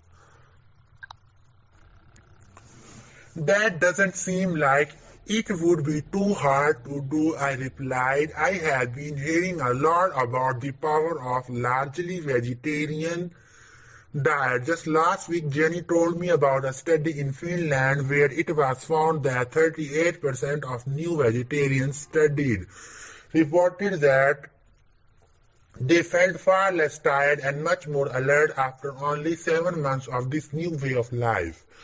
I should try eating a salad with every meal. Looking at you, Julian, I might even make the salad the meal. Try it for about a month and judge the results for yourself. You will feel phenomenal. Okay, if it's good enough for the sages, it's good enough for me. I promise you, I will give it a shot. It doesn't sound like too much of a stretch, and anyway, I am getting pretty tired of firing up the barbecue every night. If I have sold you on the ritual of live nourishment, I think you will love the fourth one. Your student is still holding his empty cup.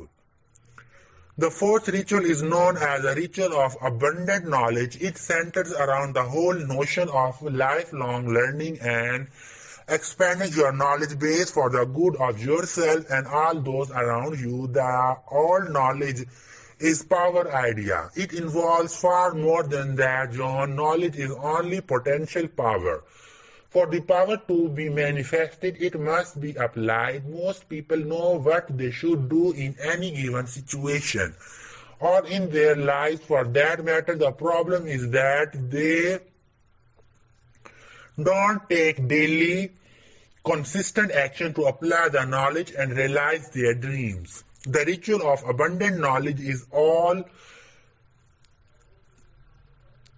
read regularly. Reading for 30 minutes a day will do wonders for you, but I must caution you. Do not read just anything. You must be very selective about what you put into the lush garden of your mind. It must be immensely nourishing. Make it something that will improve both you and the quality of your life. What did the sages read? They spent many of their waking moments reading and rereading the ancient techniques of their ancestors. They devoured this philosophical literature. I still remember seeing these wonderful-looking people seated on little bamboo chairs, reading their strangely bound books with the subtle smiles of enlightenment unfolding across their lips. It was in Savannah that I really learned the power of the book and the principle that a book is the best friend of the wise. So I should start reading every good book I can get my hands on. Yes and no, came the reply. I would never tell you not to read as many books as you can, but remember, some books are meant to be tasted. Some books are meant to be chewed, and finally some books are meant to be swallowed whole. Which brings me to another point. You are feeling hungry. No, John, Julian laughed. I simply want to tell you that to truly get the best out of a great book, you must study it, not just read it. Go through it as you do when you read those contracts your big clients bring to you for your legal opinion. Really consider it, work with it, become one with it.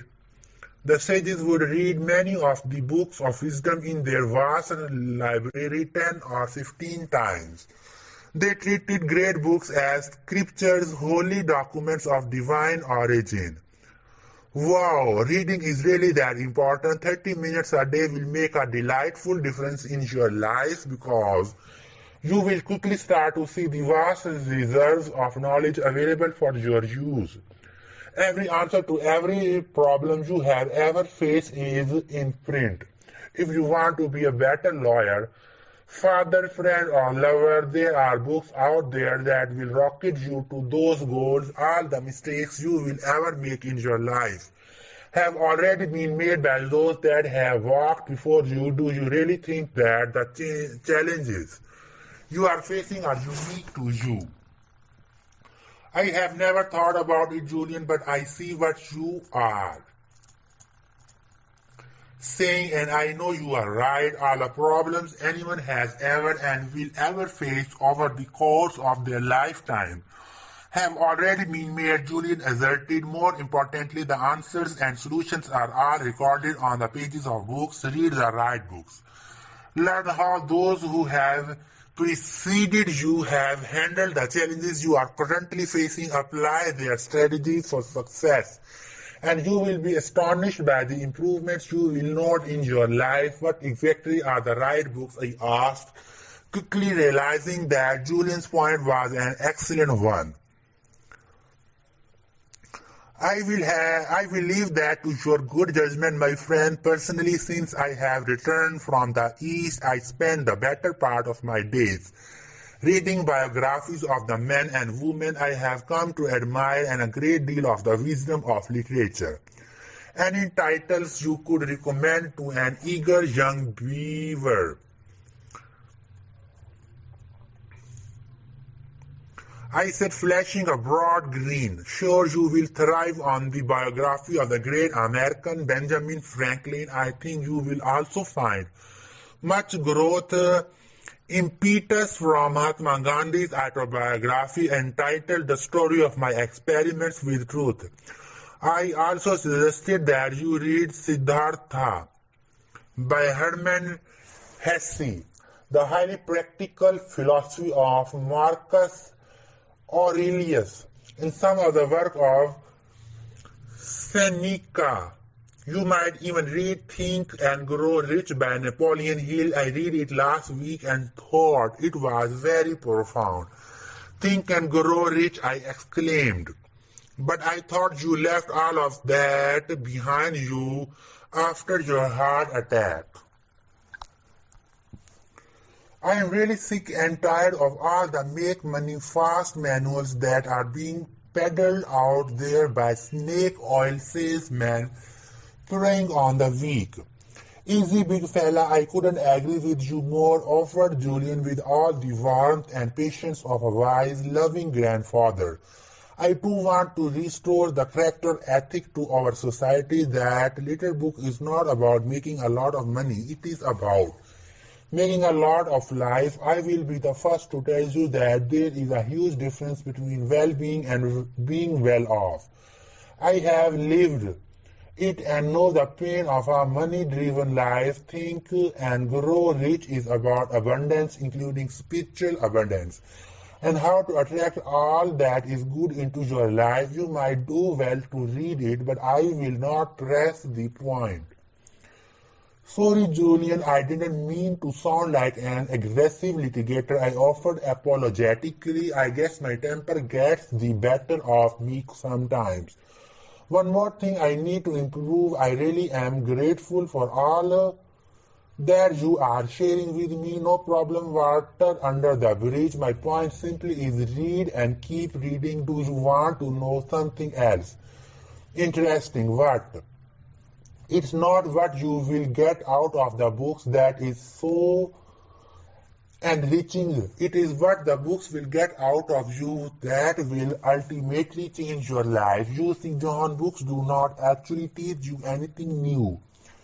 Really, books simply help you to see what is already within yourself. That's what enlightenment is all about. After all, my journeying and exploring, I found that I have actually come full circle back to the point from which I started as a young boy But now I know myself and all that I am and can be. So the ritual of abundant knowledge is all about reading and exploring the wealth of information out there. Partially for now, read 30 minutes a day. The rest will come naturally, Julian said with a hint of mystery.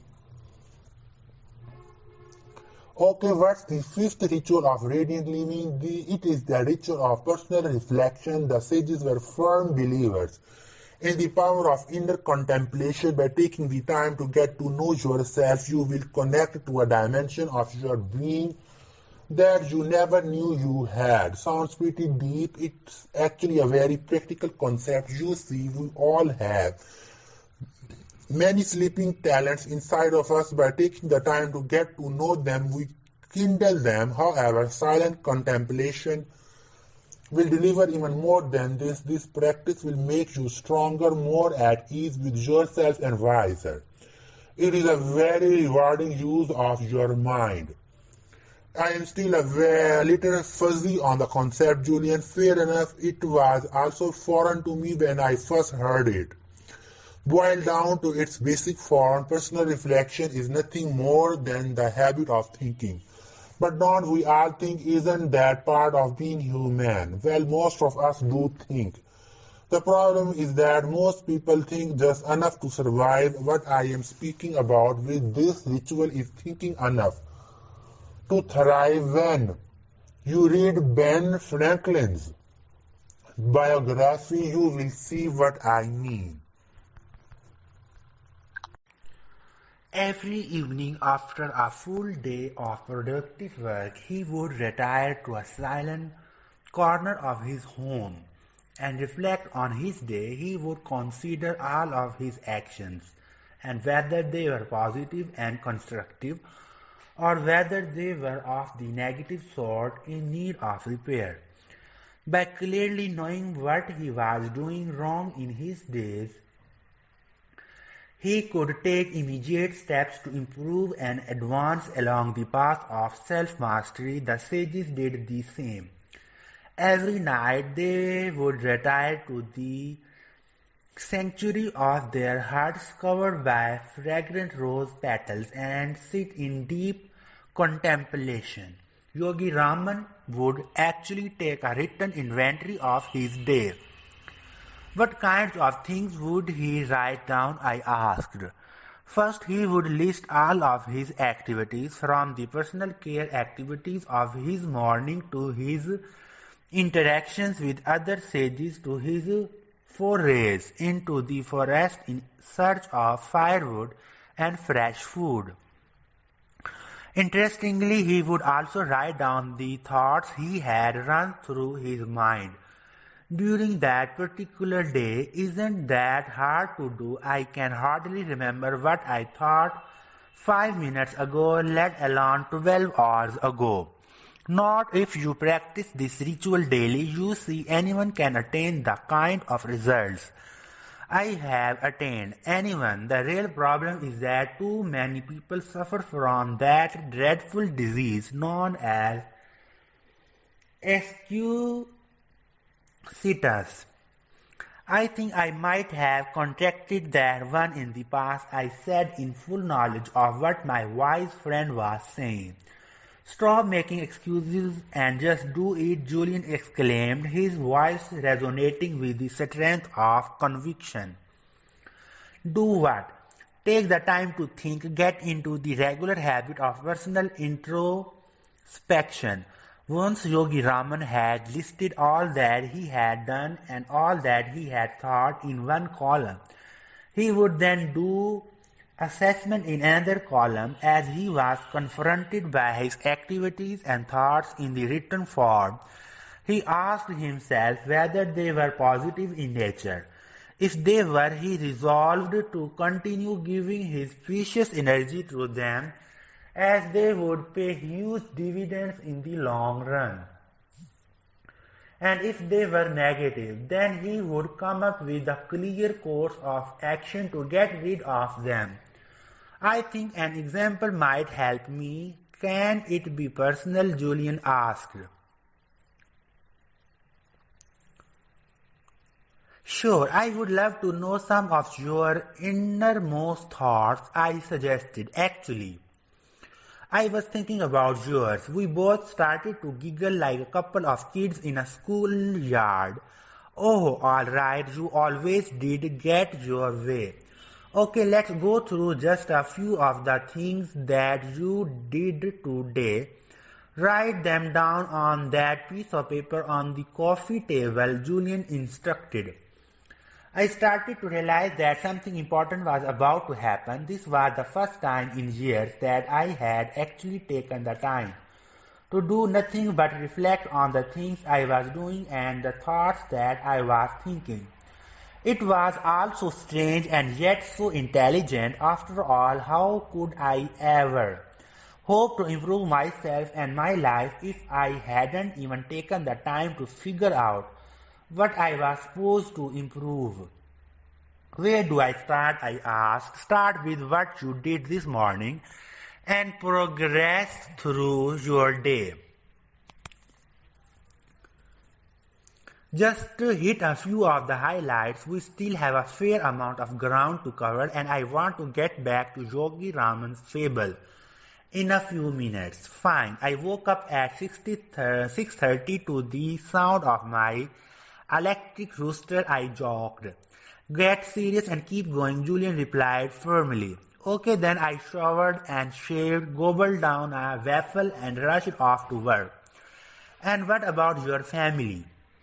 They were all asleep anyway. Once I got to the office, I noticed that my 7:30 appointment had been waiting there since 7, and boy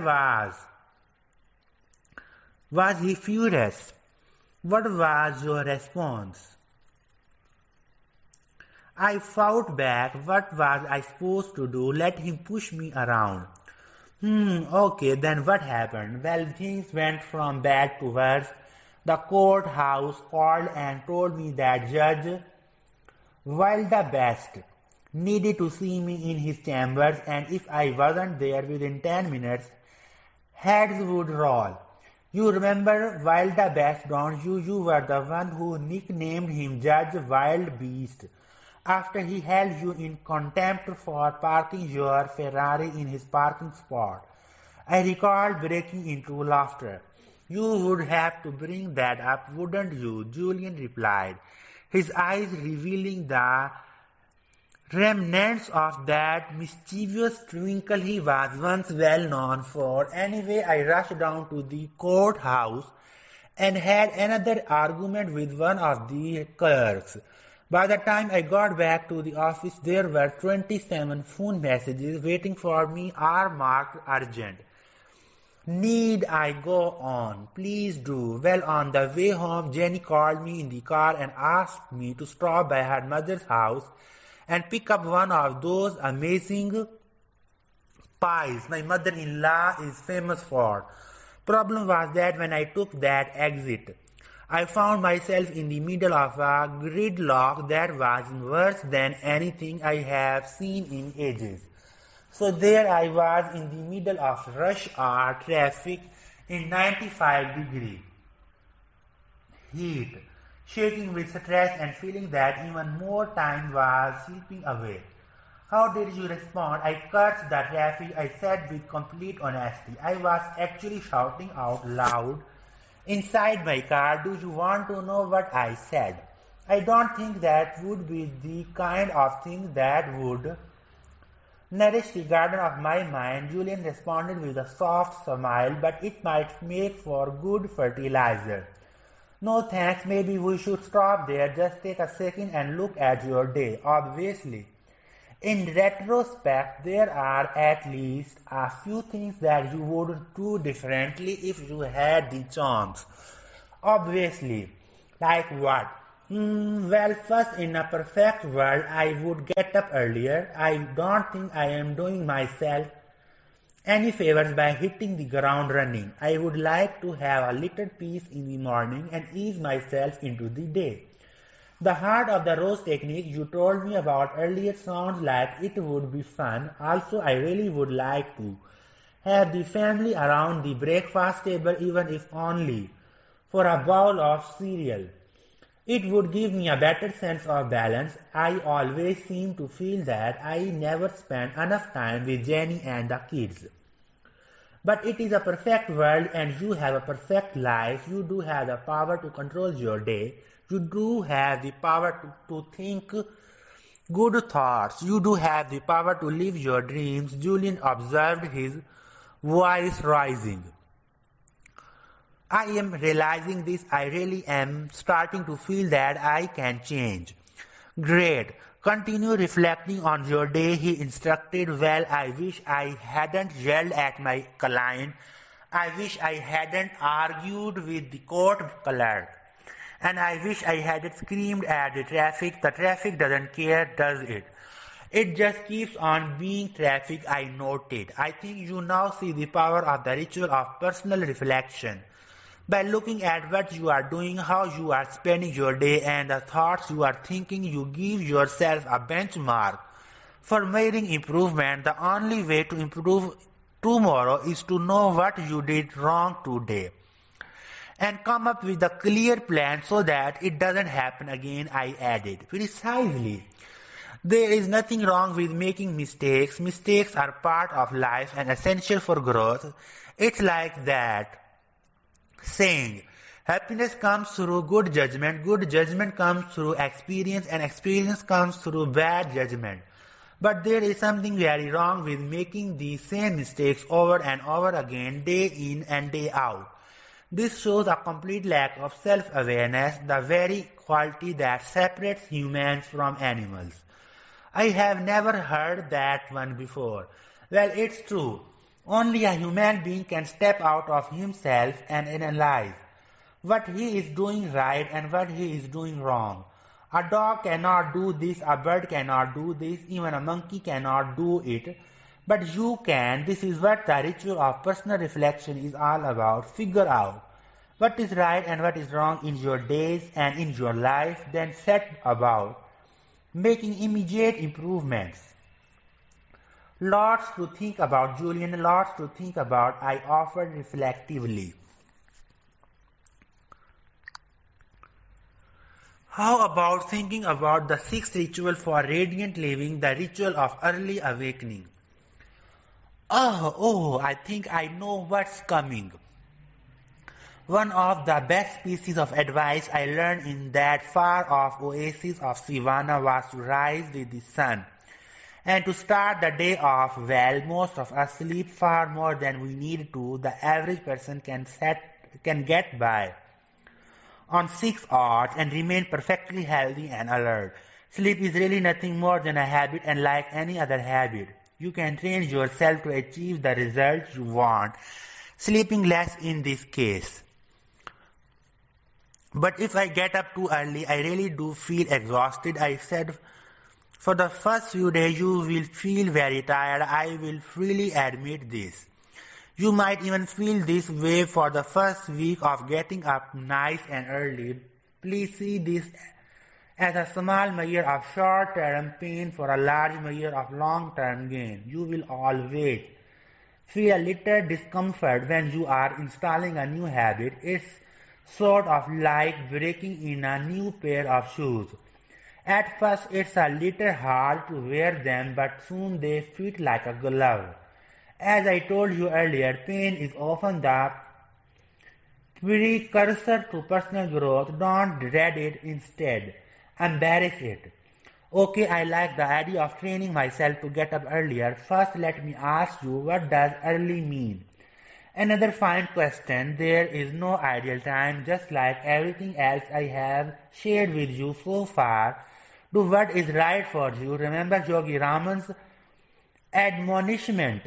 Nothing to extremes, everything in moderation. Getting up with the sun sounds extreme. Actually, it isn't. There are few things more natural than rising with the glory of the first rays of a new day. The sages believed that sunshine was a gift from heaven, and while they were careful not to overexpose themselves, they regularly had sun baths and often could be seen dancing playfully in the early morning sunshine. I firmly believe that this was another key to their extraordinary longevity. Do you sunbathe? I asked. Absolutely. The sun rejuvenates me when I grow tired. It keeps my mood bright. In the ancient culture of the East, the sun was thought to be a connection to the soul. People worshipped it as it allowed their crops to flourish along with their spirits. Sunlight will release your vitality and restore your emotional and physical vibrancy. It is a delightful physician when visited in moderation, of course. Alas, I digress. The point is to get up early every day. How do I build this ritual into my routine? Here are a couple of quick tips. First, never forget that it is the quality and not the quantity of sleep that is important. It is better to have 6 hours of uninterrupted deep sleep than even 10 hours of disturbed sleep. The whole idea is to provide your body with rest so that its natural processes can repair and restore your physical dimension to its natural state of health, a state that is diminished through the stresses and struggles of daily use. Many of the habits of the sages are based on the principle that one must strive for quality rest rather than quantity sleep. For example, Yogi Raman would never eat after 8 p.m. He said that the digestive activity it induced would reduce the quality of his sleep. Another example was the sage's habit of meditating to the soft sound of their harp immediately before heading off to sleep. What was the reason behind this? Let me ask you, John, what do you do before you go to sleep every night? I watch the news with Jenny, the same as most people I know. I kind of thought so, replied Julian with a mysterious twinkle in his eyes. I don't get it. What could possibly be wrong with getting a little shot of the news before I go to sleep? The 10-minute period before you sleep and the 10-minute period after you wake up are profoundly influential on your subconscious mind. Only the most inspiring and serene thoughts should be programmed into your mind at those times. You make the mind sound like a computer. That's a pretty fair way to look at it. What you put in is what you get out. Even more important is the fact that you alone are the programmer. By determining the thoughts that go in, you also are determining precisely what will come out. So before you go to sleep, don't watch the news or argue with anyone or even go over the day's events in your mind's eye. Relax, drink a cup of herbal tea if you like. Listen to some soft classical music and prepare yourself to drift off into a rich, renewing slumber. It makes sense. The better the sleep, the less I will need.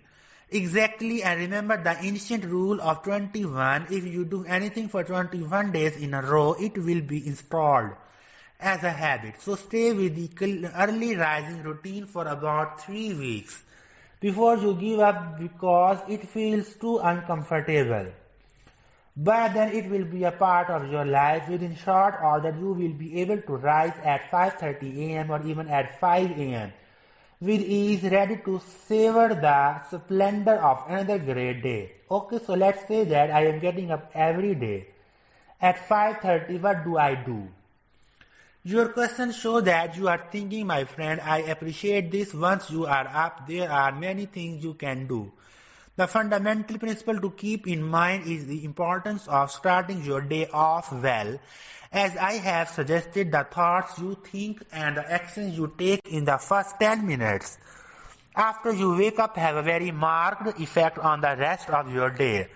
Seriously, absolutely. Think positive thoughts, give a prayer of thanks for all you have, work on your gratitude list, listen to some great music, watch the sun come up, or perhaps go for a quick walk in natural surroundings. If you feel up to it, the sages would actually make themselves laugh whether they felt like it or not, just to get the happiness juices flowing early in the morning. Julian, I am trying very hard to keep my cup empty, and I think you will agree that I have done pretty well for a novice. But that really sounds odd, even for a band of monks living high in the Himalayas. But it is not. Guess how many times the average 4-year-old laughs in a day. Who knows? I do. 300? No. Now guess how many times the average adult in our society laughs in the course of a day. 50, I tried. Try 15.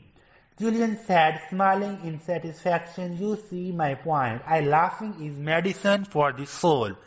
Even if you don't feel like it, look in the mirror and laugh for a couple of minutes. You can't help but feel fantastic, William James said. We don't laugh because we are happy because we laugh. So start your day on a delightful footing. Laugh, play, and give thanks for all you have. Every day will be an exhaustively rewarding one. What do you do to start your day off on a positive footing? Actually, I have developed quite a sophisticated morning routine which includes everything from the heart of the rose to drinking a couple of glasses of freshly squeezed fruit juice. But there is one strategy in particular which I would like to share with you. Sounds important. It is shortly after you have awakened, go into your sanctuary of silence. Get still and focus, then ask yourself this question: what would I do today if today was my last? The key is to really get into the meaning of this question. Mentally list all the things you would do, the people you would call, and the moments you would savor. Envision yourself doing these things with great energy. Visualize how you would treat your life, your family, and your friends. Even picture how you would treat total strangers if today was your last day on the planet. As I told you earlier, when you live every day as if it was your last, your life will take on a magical quality. And this brings me to the seventh of the rituals of radiant living, the ritual of music. I think I am going to love this one, I replied. I am sure you will. The sages loved their music. It gave them the same spiritual boost as the sun did. Music made them laugh, it made them dance, and it made them sing. It will do the same for you. Never forget the power of music. Spend a little time with it every day, even if it is listening to a soft piece on a cassette. While you drive to work, when you feel down or weary, play some music. It is one of the finest motivators I know of. Aside from yourself, I exclaimed sincerely, just listening to you makes me feel great. You really have changed, Julian, and not just on the outside. Gone is your old cynicism. Gone is your former negativity. Gone is your old aggressiveness. You really do seem to be at peace with yourself. You have touched me tonight. Hey, there's more, shouted Julian with his fist in the air. Let's keep going. I would not have it any other way. Okay, the eighth ritual is the ritual of the spoken word. The sages had a series of mantras which they would recite morning, noon, and night. They told me that this practice was immensely effective in keeping them focused, strong, and happy. What's a mantra? I asked. A mantra is nothing more than a collection of words strung together to create a positive effect. In Sanskrit, man means mind and tra means freeing. So a mantra is a phrase which is designed to free the mind, and believe me, John, mantras accomplish this objective in a very powerful way. Are you using mantras in your daily routine? I sure am. They are my faithful companions wherever I go, whether I am on the bus, walking to the library, or watching the world go by in a park. I am constantly affirming all that is good in my world through mantras. So mantras are spoken.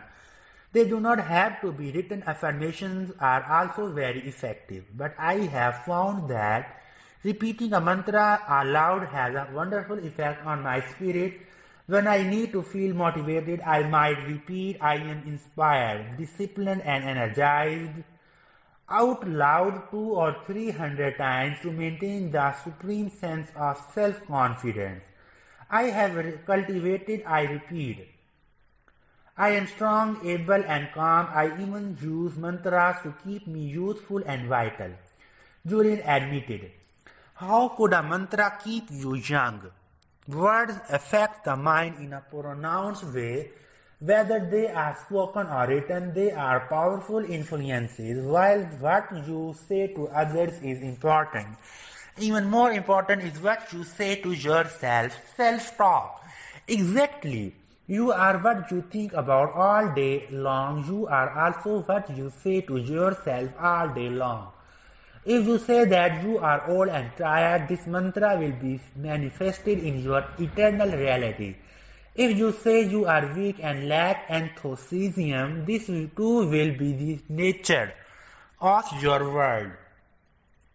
But if you say that you are healthy, dynamic, and fully alive, your life will be transformed. You see, the words you say to yourself affect your self-image, and your self-image determines what action you take. For example, if your self-image is one of a person who lacks the confidence to do anything of value, you will only be able to take actions which are aligned with this trait.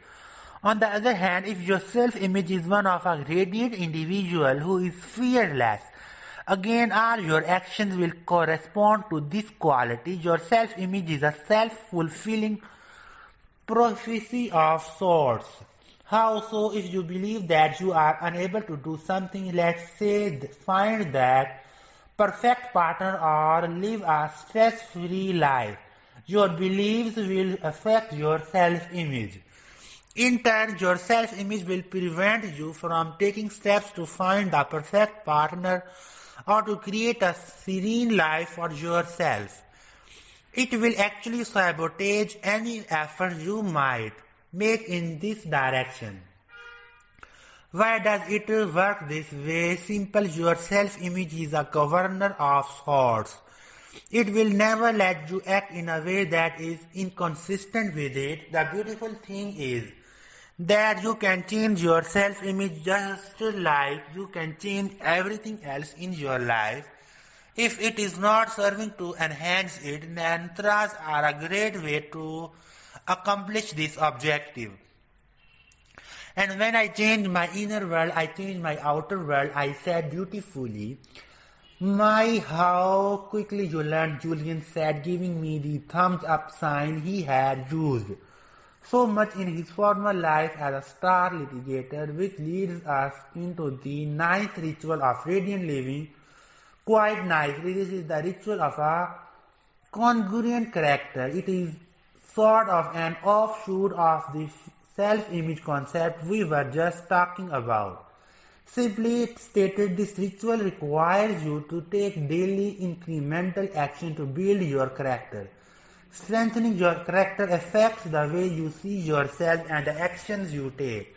The actions you take come together to form your habits, and this is important. Your habits lead you to your destiny. Perhaps Yogi Raman articulated the formula best when he stated, "You sow a thought, you reap an action, you sow a habit. Sow a habit, you reap a character, sow a character, you reap your destiny." What kinds of things should I do to build my character? Anything that cultivates your virtues. Before you ask me what I mean by virtues, let me clarify the concept. The wise people of the Himalayas believed strongly that a virtuous life was a meaningful life, so they governed all of their actions by a series of timeless principles. But I thought you said they governed their lives by their purpose. Yes, this is quite so, but their lives calling included living in a manner congruent to these principles, ones that their ancestors held dear to their hearts for thousands of years.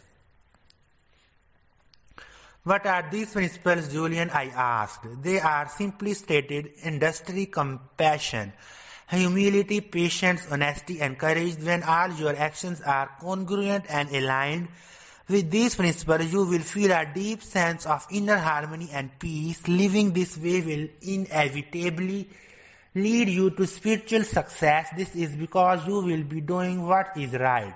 You will be acting in a way that is in accordance with the laws of nature and the laws of the universe. This is when you will start to tap into the energy of another dimension, call it a higher power if you will. This is also when your life will move from the ordinary into the realm of the extraordinary, and you begin to sense the sacredness of your being. It is the first step to lifelong enlightenment. Have you tasted this experience? I asked. I have, and I believe you will too. Do the right things, act in a way that is congruent with your true character, act with integrity, be guided by your heart, the rest will take care of itself. You are never alone, you know, replied Julian. What do you mean? I will explain it to you another time perhaps. For now, remember that you must do little things every day to build your character, as Emerson said. Character is higher than intellect. A great soul will be strong to live as well as to think. Your character is built when you act in a way that corresponds with the principles I have just mentioned. If you fail to do this, true happiness will always elude you. And the final ritual. This is the all-important ritual of simplicity. This ritual requires you to live a simple life. As Yogi Raman said, one must never live in the thick of thin things. Focus only on your priorities, those activities which are truly meaningful. Your life will be uncluttered, rewarding, and exceptionally peaceful. This I promise you. He was right. The moment I started to separate the wheat from the chaff, harmony filled my life. I stopped living at the frenetic pace to which I had grown accustomed. I stopped living my life in the eye of the tornado. Instead, I slowed down and took the time to smell the proverbial roses. What things do you do to cultivate simplicity? I stopped wearing expensive clothes. I kicked my addiction to 6 newspapers a day. I stopped needing to be available to everyone all the time. I became a vegetarian and I ate less. Basically, I reduced my needs. You see, John, unless you reduce your needs, you will never be fulfilled. You will always be like that gambler in Las Vegas, staying at the roulette wheel for just one more spin in the hope that your lucky number will come up. You will always want more than you have. How can you ever be happy? But earlier you told me that happiness comes from achievement. Now you are telling me to reduce my needs and be content with less. Isn't that a paradox? Excellent point, John. Brilliant. In fact, it might seem like a contradiction, but it isn't. Lifelong happiness does come through striving to realize your dreams. You are at your best when you are moving forward. The key is not to make your happiness contingent on finding that elusive pot of gold at the end of the rainbow. For example, even though I was a millionaire many times over, I told myself that success to me meant having $300 million in my bank account. This was a recipe for disaster. 300 million, I asked in disbelief. 300 million. So no matter how much I had, I was never satisfied. I was always unhappy. It was nothing more than greed. I can now admit this freely. I was much like the story of King Midas. I'm sure you have heard that one, sure. The man who loved gold so much he prayed that everything he touched would turn to gold. When his wish was granted, he rejoiced. That was until he realized that he couldn't eat because his food had turned to gold, and so on, so forth. Right, similarly, I was so money-driven that I couldn't enjoy all that I had. You know, there came a time when all that I could eat was bread and water. Julian said, growing very quiet and pensive. Are you serious? I always thought you ate at the best restaurants with all those celebrity friends of yours.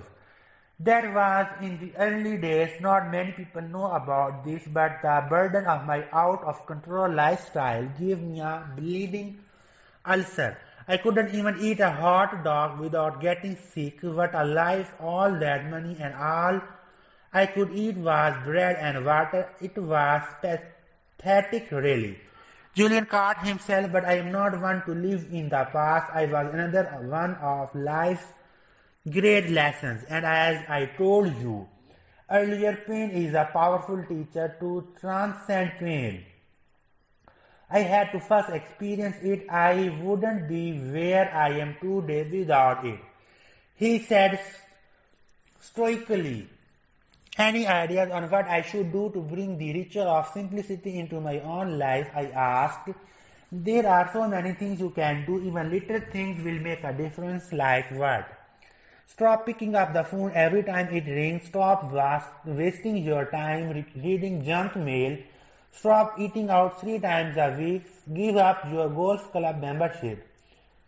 And spend more time with your kids. Spend a day a week without your watch. Watch the sunrise every few days. Sell your cellular phone and dump the pager. Need I continue? Julian asked rhetorically. I get the point, but sell the cell phone, I asked anxiously, feeling as a baby might at the doctor's suggestion that his umbilical cord should be cut.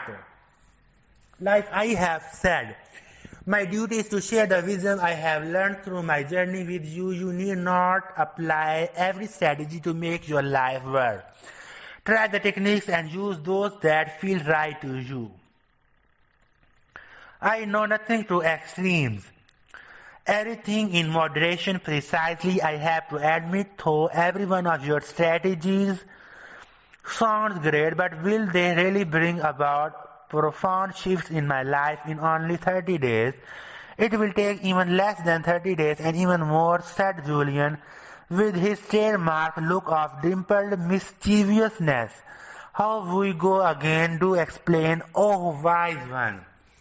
Julian will be fine, although wise one would have looked formidable on my old letterhead, he joked.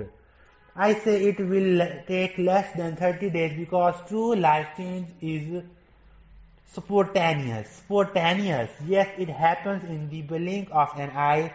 The very moment you decide from the deepest core of your being that you will raise your life to its highest level, in that instant, you will be a changed person, one set on the course of his destiny.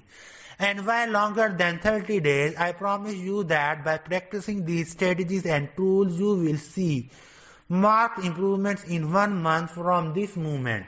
You will have more energy, less worries, more creativity, and less stress in every aspect of your life. Having said this, the sage's methods are not of the quick fix kind. They are ageless traditions, which are meant to be applied daily for the rest of your days. If you stop applying them, you will find that you will gradually slide back into your old days. After Julian had explained the 10 rituals for radiant living to me, he paused. I know that you want me to keep going, so I will. I believe so strongly in what I am sharing with you that I don't mind keeping you up all night. Perhaps this is a good time to get a little deeper. What exactly do you mean? I think all that I have heard tonight is pretty deep, I said in surprise. The secrets I have explained will allow you and all those you come into contact with to create the life you desire. But there is much more to the philosophy of the sages of Sivana that meets the eye. What I have taught you up to now has been immensely practical, but you must know something of the underlying spiritual current which flows through the principles I have outlined.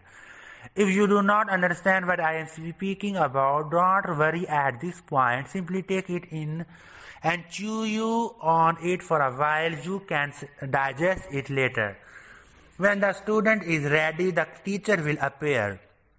Precisely, said Julian, now smiling. You always were a quick study. Okay, let's hear the spiritual stuff, I said energetically, unaware that it was nearly 2:30 in the morning. Within you lies the sun, the moon, the sky, and all the wonders of this universe. The intelligence that created these wonders is the same force that created you. All things around you come from the same source. We are all one. I am not sure I follow you. Every being on this earth, every object on this earth has a soul. All souls flow into one. This is the soul of the universe. You see, John, when you nourish your own mind and your own spirit, you are really feeding the soul of the universe. When you improve yourself, you are improving the lives of all those around you. And when you have the courage to advance confidently in the direction of your dreams, you begin to draw upon the power of the universe. As I told you earlier, life gives you what you ask of it. It is always listening. So self-mastery and Kaizen will help me help others by helping me help myself. Something like that. As you enrich your mind, as you care for your body, and as you nurture your spirit, you will come to understand exactly what I am saying. Julian, I know you mean well, but self-mastery is a pretty high ideal for a 215-pound family man who up to now has spent more time on client development than personal development. What happens if I fail? Failure is not having the courage to try, nothing more and nothing less. The only thing standing between most people and their dreams is the fear of failure.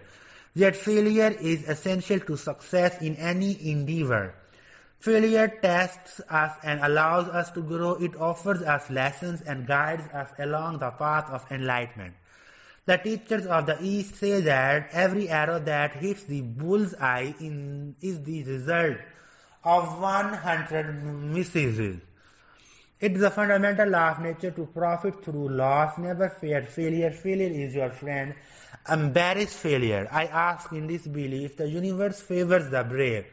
When you resolve once and for all to lift your life to its highest level, the strength of your soul will guide you.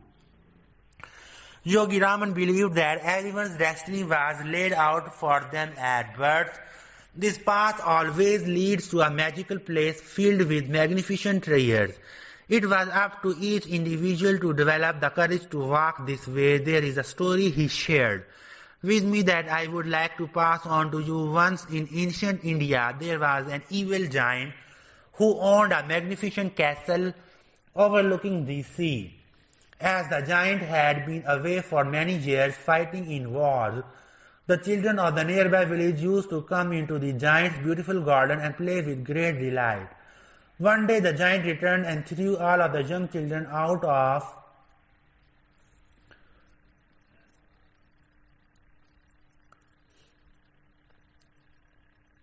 his garden.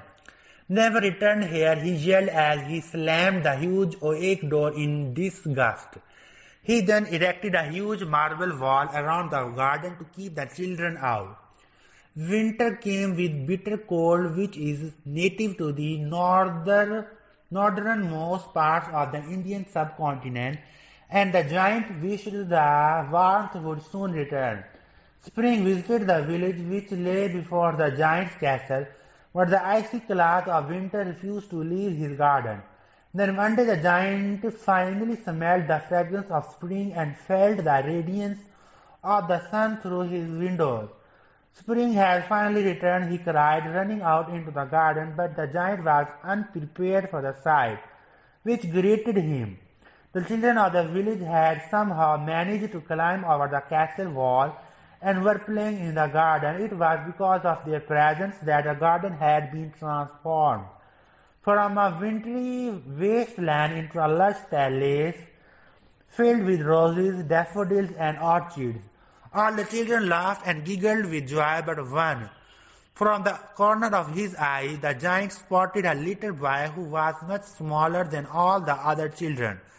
Tears ran from his eyes as he did not have the strength to climb climbed the wall into the garden. The giant felt sad for this boy and for the first time in his life regretted his evil ways. I will help this child, he said, running towards him. When all the other children saw the giant coming, they ran from the garden, fearing for their lives. But the tiny little boy stood in his ground. I will slay the giant, he stammered. I will defend our playground. As the giant approached the child, he opened his arms. I am a friend, he said. I have come to help you over the wall and into the garden. This will be your garden now. The little boy, now a hero amongst the children, rejoiced in happiness and gave the giant the golden necklace which he had always worn around his neck. This is my lucky charm, he said. I want you to have it. From that day on, the children played with the giant in his wonderful garden, but the brave little boy, whom the giant loved the most, never did return.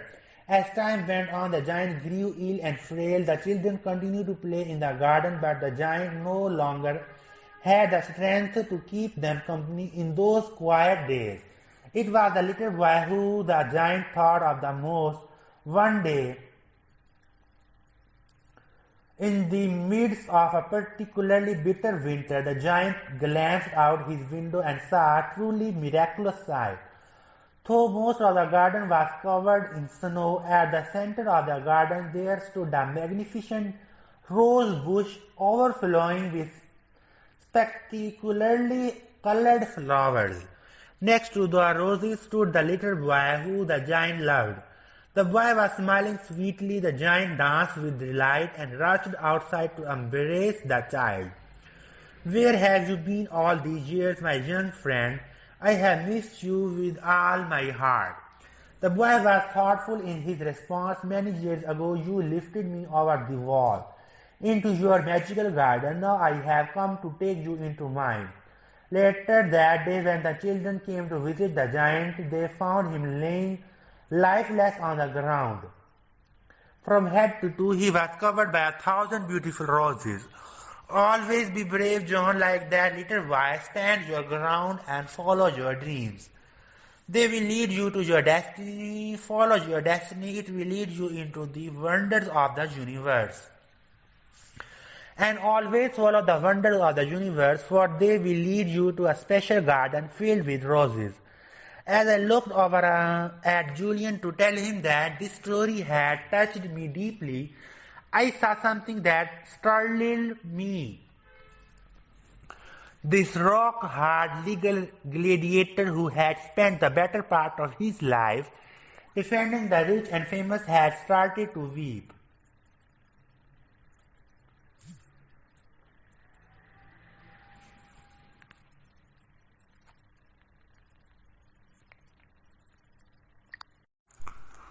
Chapter 10 The Power of Discipline. Sure I am that this day we are masters of our fate, that the task which has been set before us is not above our strength, that its pains and toils are not beyond my endurance, as long as we have faith in our own cause, and an unconquerable will to win victory will not be denied us. Winston Churchill. Julian continued to use Yogi Raman's mystical fable as the cornerstone for the wisdom he was sharing with me. I had learned of the garden within my mind, a storehouse of power and potential. Through the symbol of the lighthouse, I had learned of the overriding importance of a definite purpose in life and the effectiveness of goal setting. By the example of the 9-foot tall, 900-pound Japanese sumo wrestler, I had received instruction on the timeless concept of Kaizen and the bountiful benefits that self-mastery would bring. Little did I know that the best was still to come. You will recall that our friend the sumo wrestler was stark naked, except for the pink wire cable covering his private parts. I interjected gamely. Right, applauded Julian. The peak wire cable will serve to remind you of the power of self-control and discipline in building a richer, happier, and more enlightened life. My teachers in Sivana were undoubtedly the most healthy, contented, and serene people I have ever met. They were also the most disciplined. These sages taught me that the virtue of self-discipline was like a wire cable. Have you ever really taken the time to study a wire cable, Johan? It hasn't been high on my priority list. I confessed with a quick, well, have a look at one sometime. You will see that it consists of many thin, tiny wires placed one on top of the other. Alone, each one is flimsy and weak, but together their sum is much greater than their constituent parts, and the cable becomes tougher than iron. Self-control and willpower are similar to this. To build a will of iron, it is essential to take small, tiny acts in tribute to the virtue of personal discipline. Routinely perform the little acts pile one on top of another to eventually produce an abundance of inner strength. Perhaps the old African proverb says it best. When spider webs unite, they tie up a line. When you liberate your willpower, you become the master of your personal world. When you continue to practice the ancient art of self-government, there will be no hurdle too high for you to overcome, no challenge too tough for you to surmount, and no crisis too hot for you to cool down. Self-discipline will provide you with the mental reserves required to persevere when life throws you one of its little curves. I must also alert you to the fact that the lack of willpower is a mental disease, Julian added surprisingly. If you suffer from this weakness, make it a priority to stamp it out quickly. An abundance of willpower and discipline is one of the chief attributes of all those with strong characters and wonderful lives. Willpower allows you to do what you said you would do when you said you would do it. It is powerful that allows you to get up at 5 in the morning to cultivate your mind through meditation, or to feed your spirit by a walk in the woods when a cozy bed beckons you on a cold winter's day. It is powerful that allows you to hold your tongue when a less actualized person insults you or does something you disagree with. It is willpower that pushes your dreams forward when the odds appear to be insurmountable. It is willpower that offers you the inner power to keep your commitments to others and perhaps even more importantly to yourself. It is really that important. Most certainly, my friend, it is the essential virtue of every person who has created a life rich with passion, possibility, and peace. Julian then reached into his robe and pulled out a shiny silver locket, the kind you might see in the museum exhibit on ancient Egypt. You shouldn't have, I joked. The sages of Sivana gave this gift to me on my last evening with them.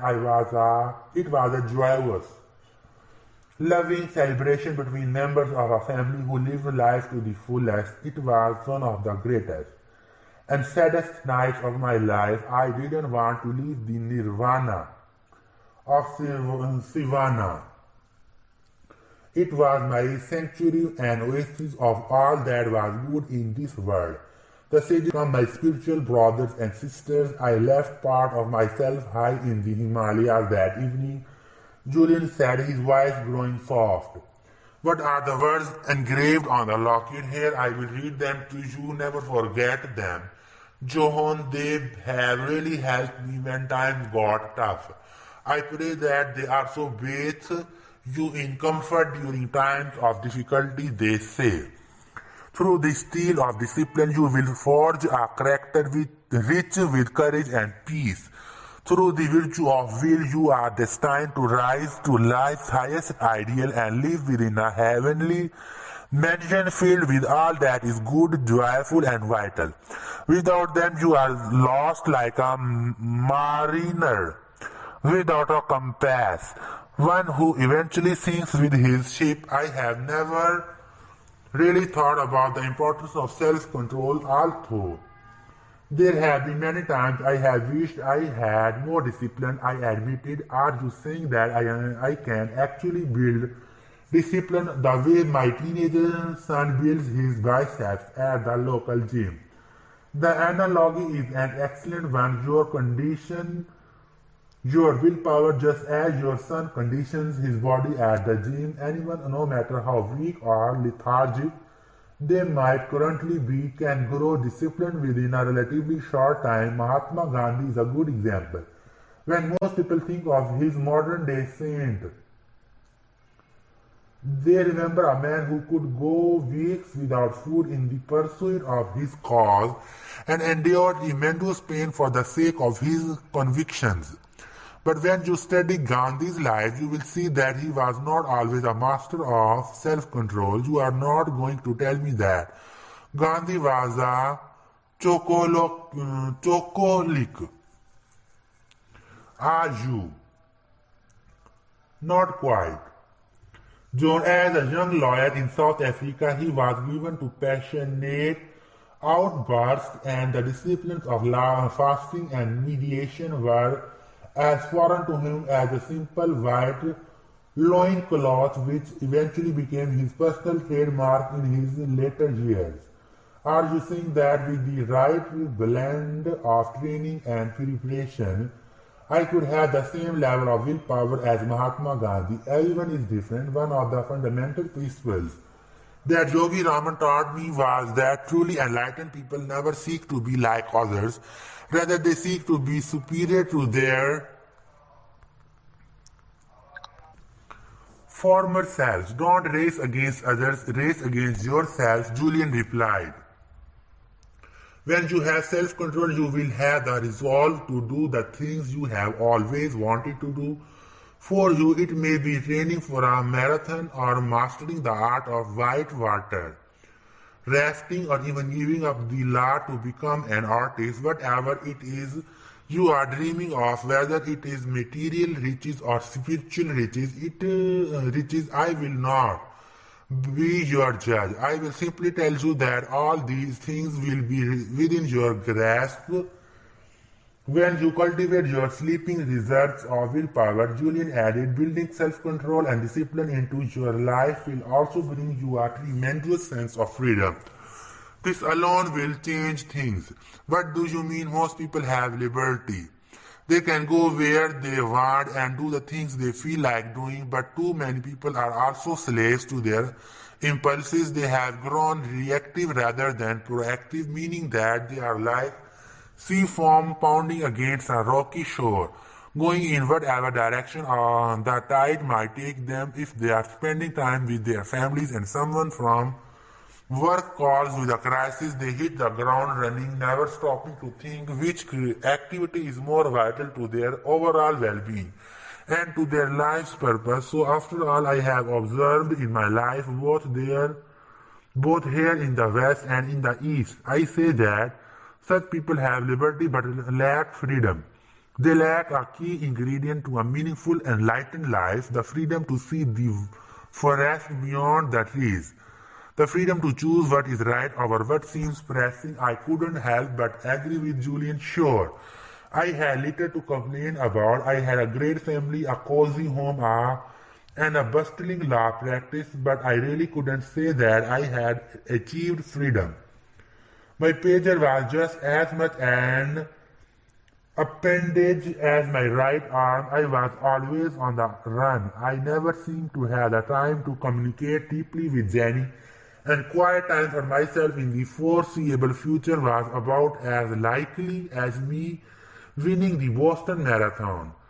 The more I thought about it, the more I realized that I had probably never even tasted the nectar of true boundless freedom when I was younger. I guess I really was a slave to my weaker impulses, I always did what everyone else told me I should be doing.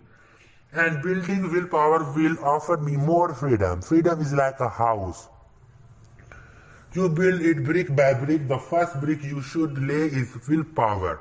This quality inspires you to do what is right in any given moment.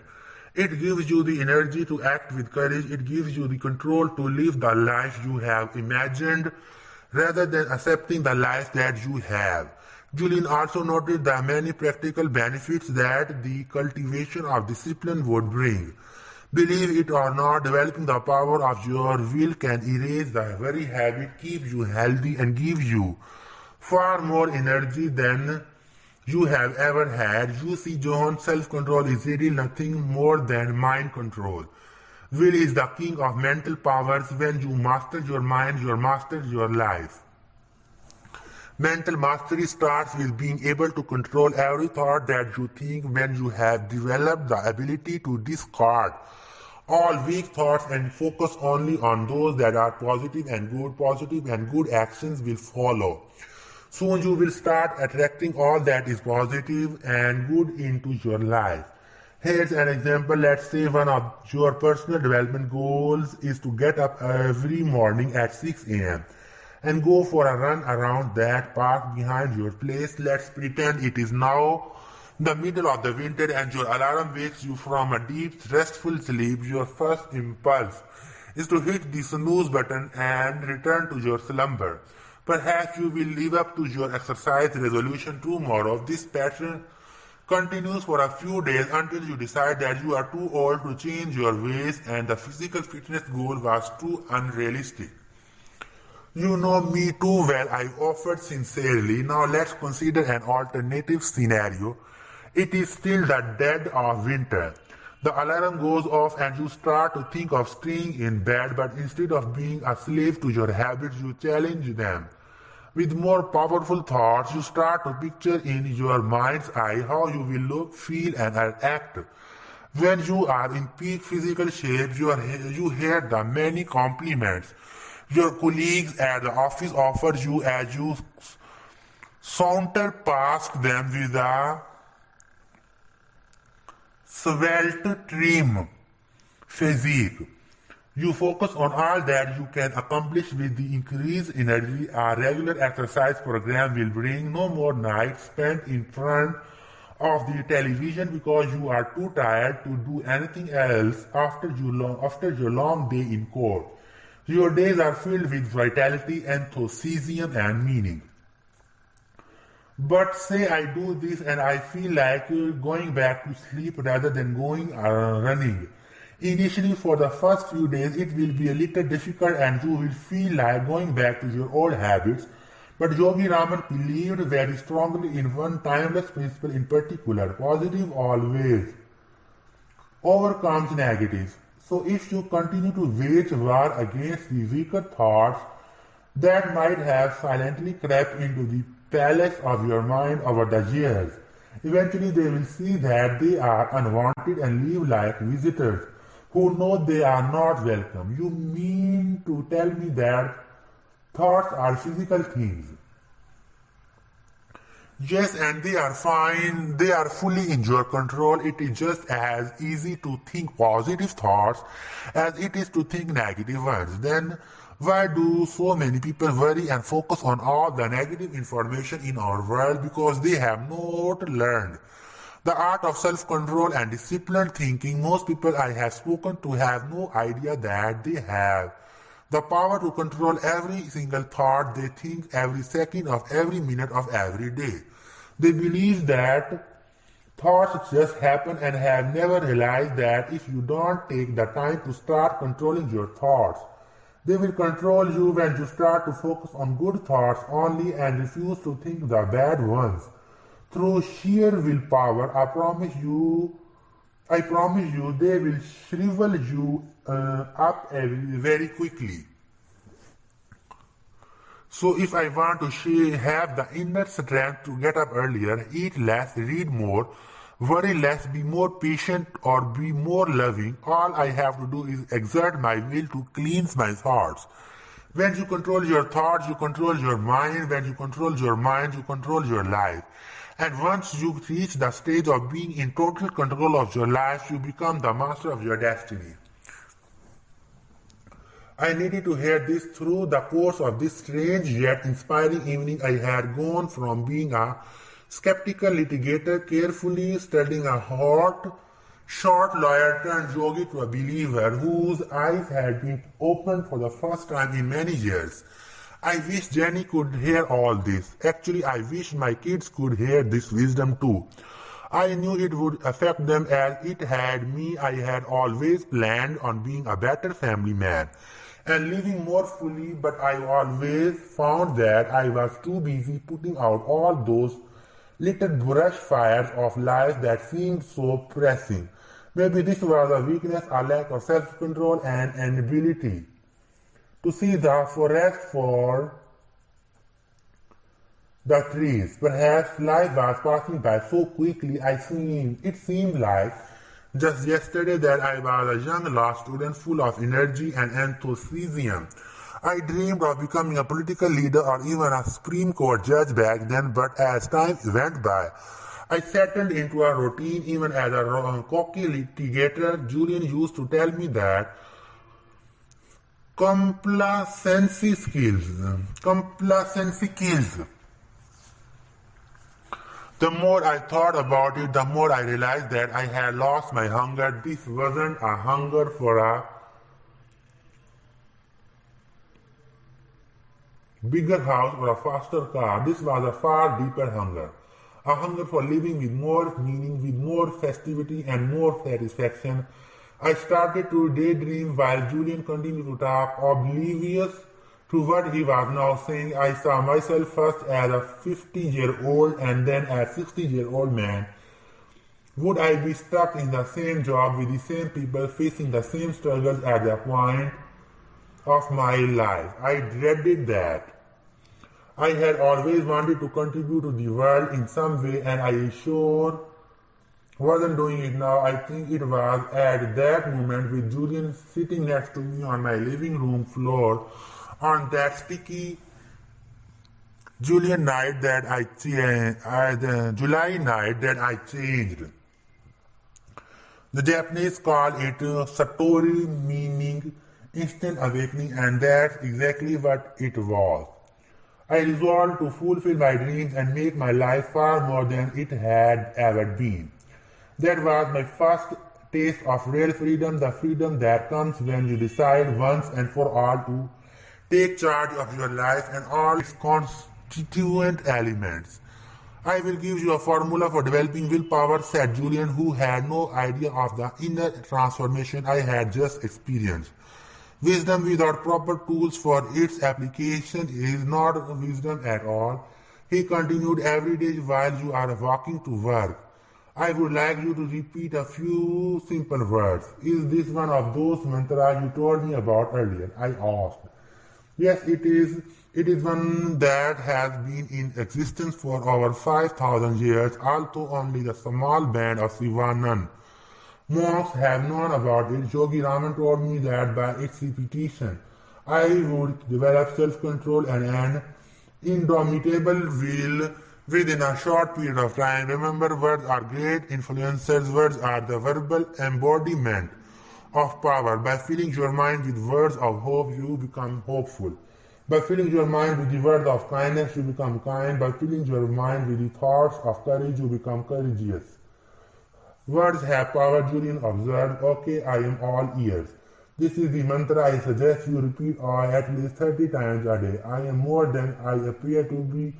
All the words, strength and power rest inside me.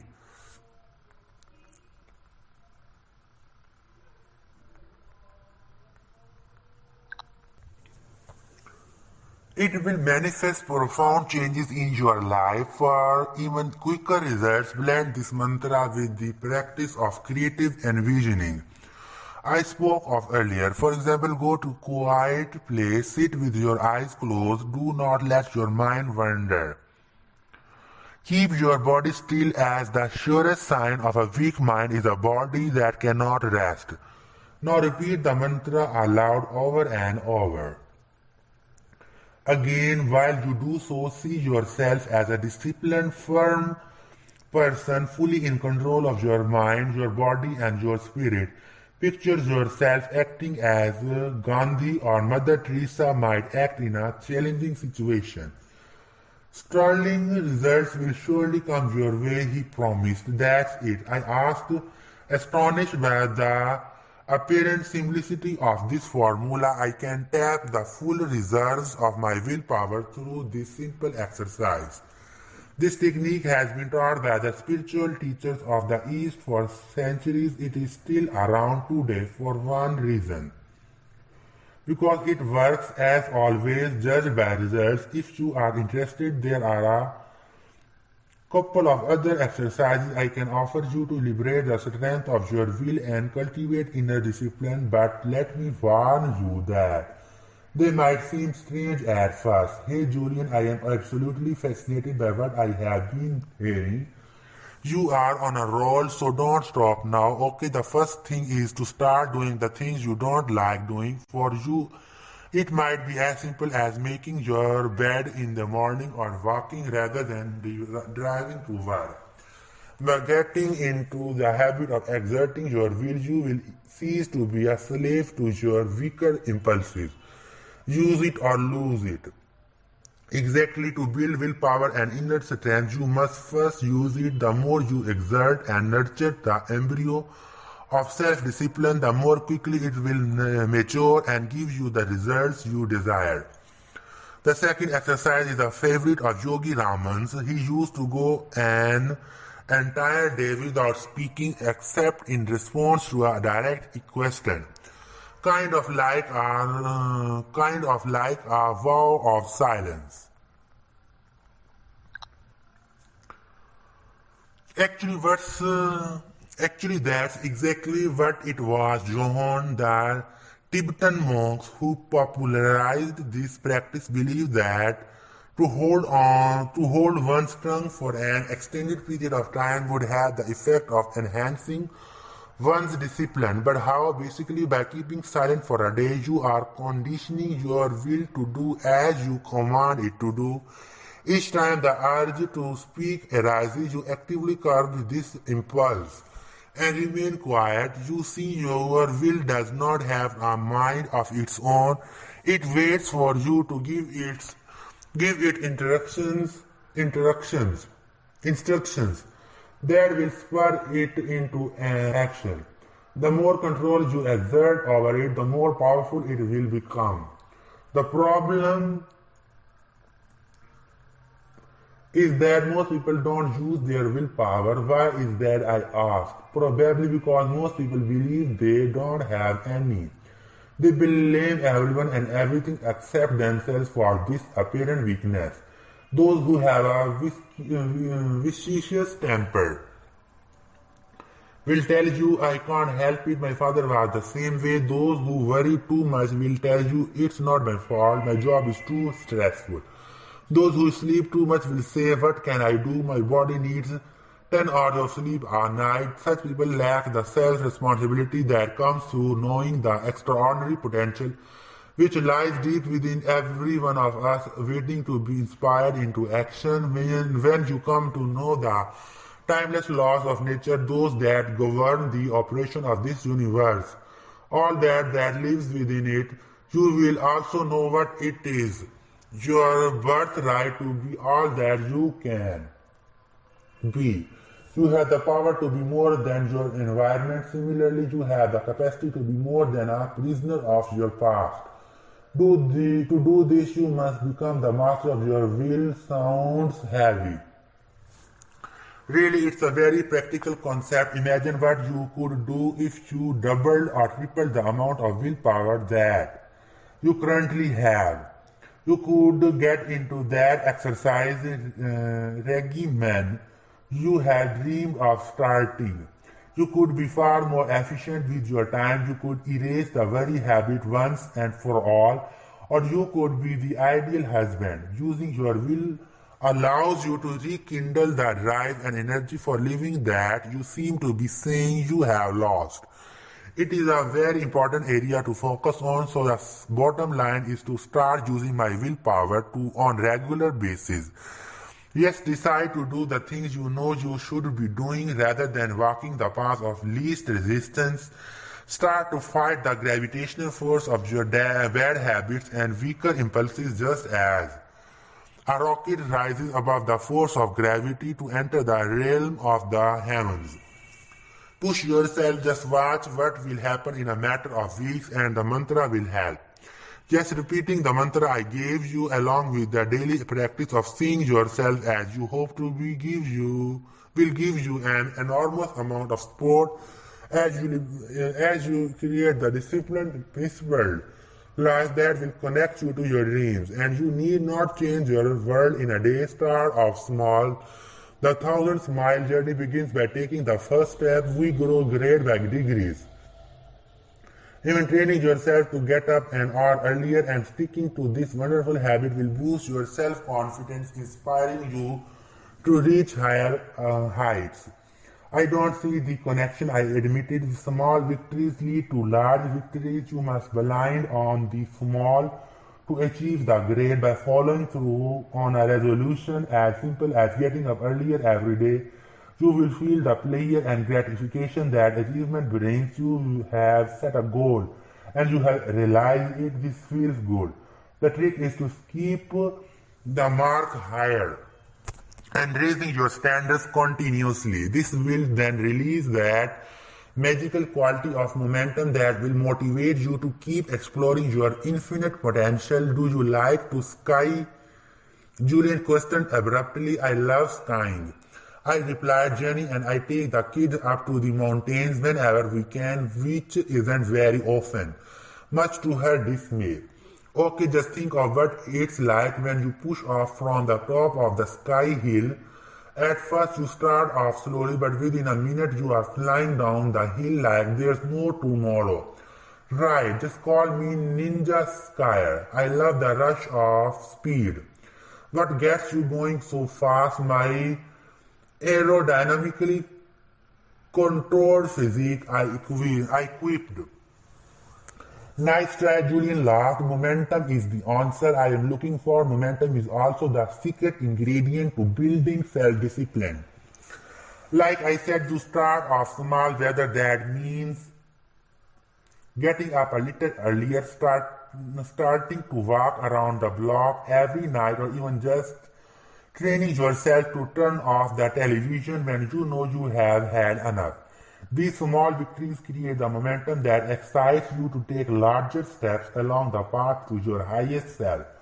Soon you are doing things you never knew you were capable of doing with a vigor and energy that you never thought you had. It's a delightful process, Johan. It really is, and the pink wire cable in Yogi Raman's magical fable will always remind you of the power of your will. Just as Julian finished revealing his thoughts on the subject of discipline, I noticed the first rays of the sun peeking into the living room, pushing away the darkness like a child pushes away an unwanted bed cover. This will be a great day, I thought, the first day of the test of my life.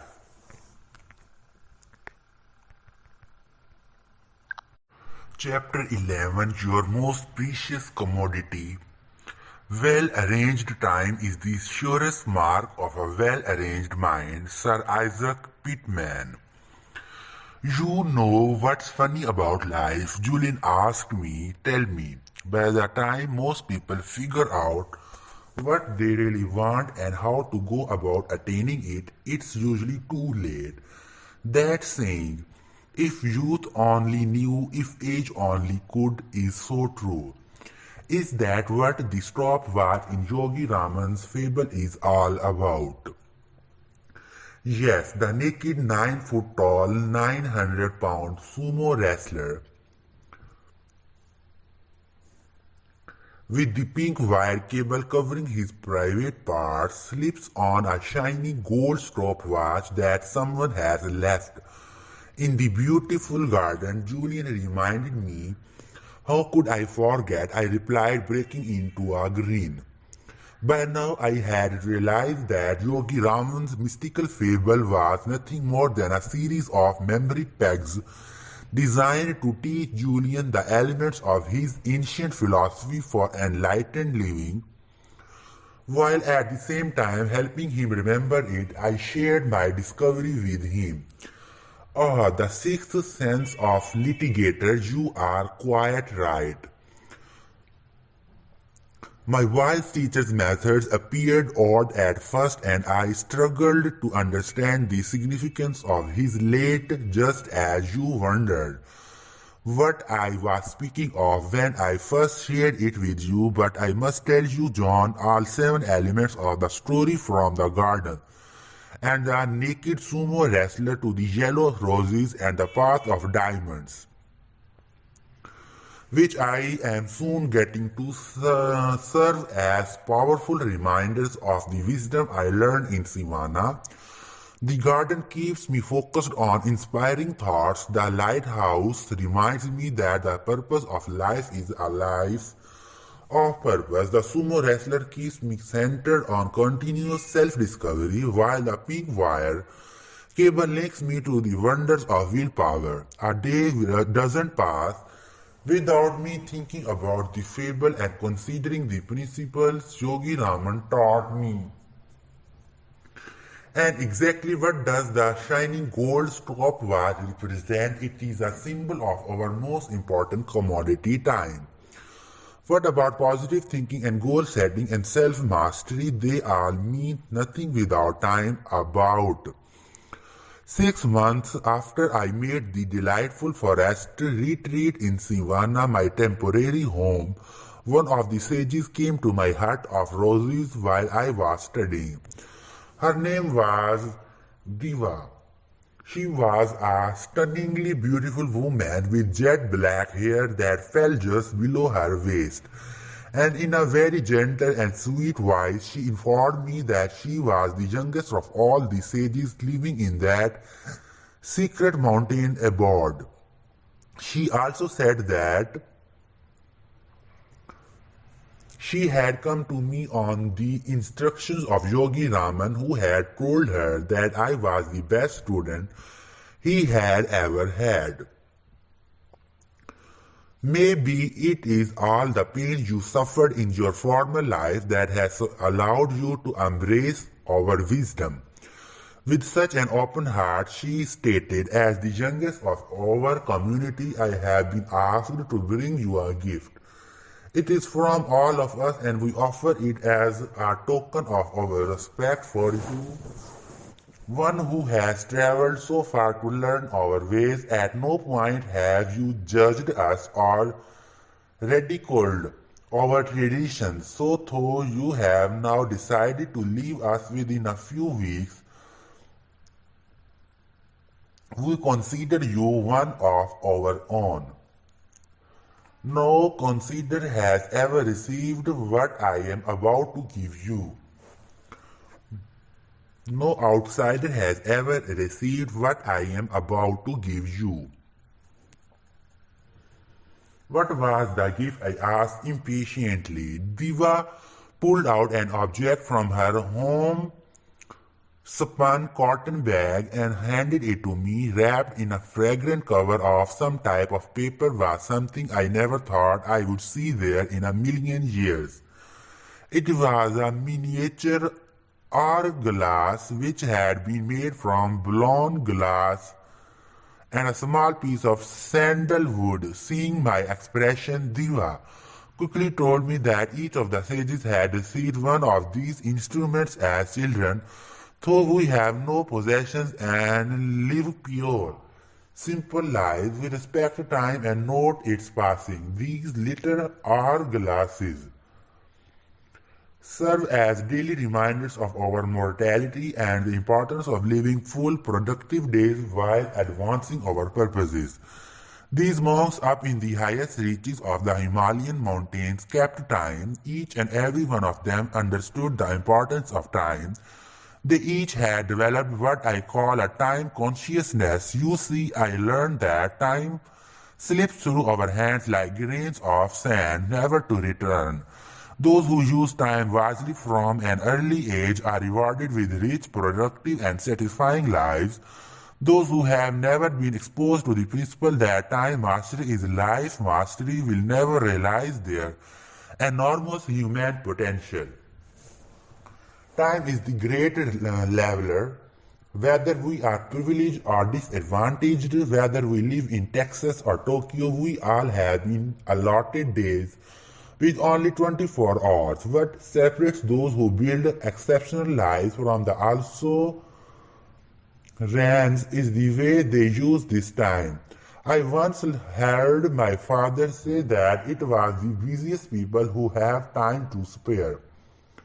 What do you make of that? I agree. Busy, productive people are highly efficient with their time. They must be in order to survive. Being an excellent time manager doesn't mean that you must become a workaholic.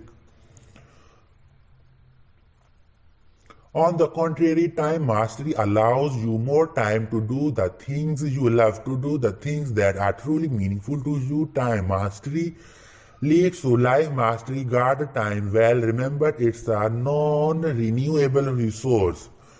Let me give you an example Julian offered. Let's say it's Monday morning and your schedule is overflowing with appointments, meetings, and court appearances. Rather than getting up at your usual 6:30 a.m., gulping down a cup of Java, speeding off to work, and then spending a stressful day of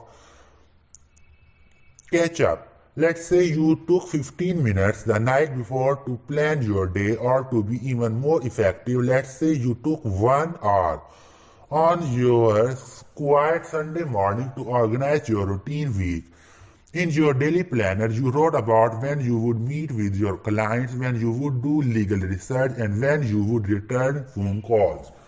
Most importantly, your personal, social, and spiritual development goals for the week also went into your agenda book. This simple act is the secret to a life of balance. By anchoring all the most vital aspects of your life into your daily schedules, you ensure that your week and your life retain a sense of meaning and peace. Surely you are not suggesting that I take a break in the middle of my busy workday to walk in the park or meditate. I am sure am. Why are you so rigidly bound to convention? Where do you feel that you have to do things the same way as everyone else? Run your own race. Why not start working an hour earlier, so that you will have the luxury of taking a serene mid-morning walk in that beautiful park across from your office? Or why not put in a few extra hours at the beginning of your week so that you can cut out early on Friday to take your kids to the zoo? Or why not start working at home 2 days a week so that you can see more of your family? All I am saying is plan your week and manage your time creatively. Have the discipline to focus your time around your priorities. The most meaningful things in your life should never be sacrificed to those that are the least meaningful. And remember, failing to plan is planning to fail. By writing down not only your appointments with others,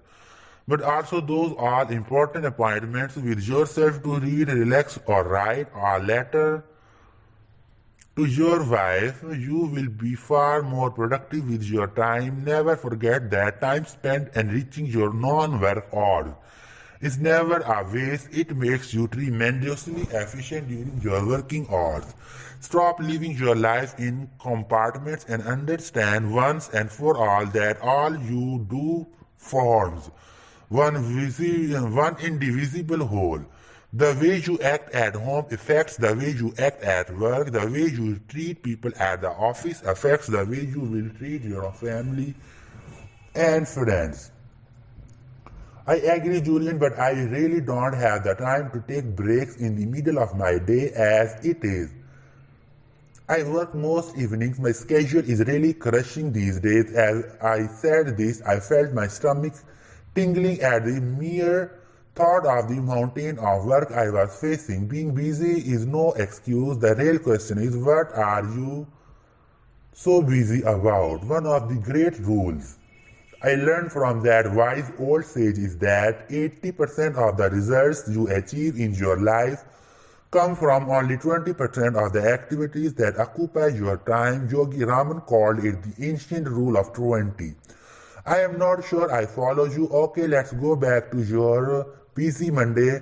From morning until night, you might spend your time doing everything from chatting on the phone with clients and drafting legal pleadings to reading your youngest child a bedtime story or playing chess with your wife. Agreed. Agreed.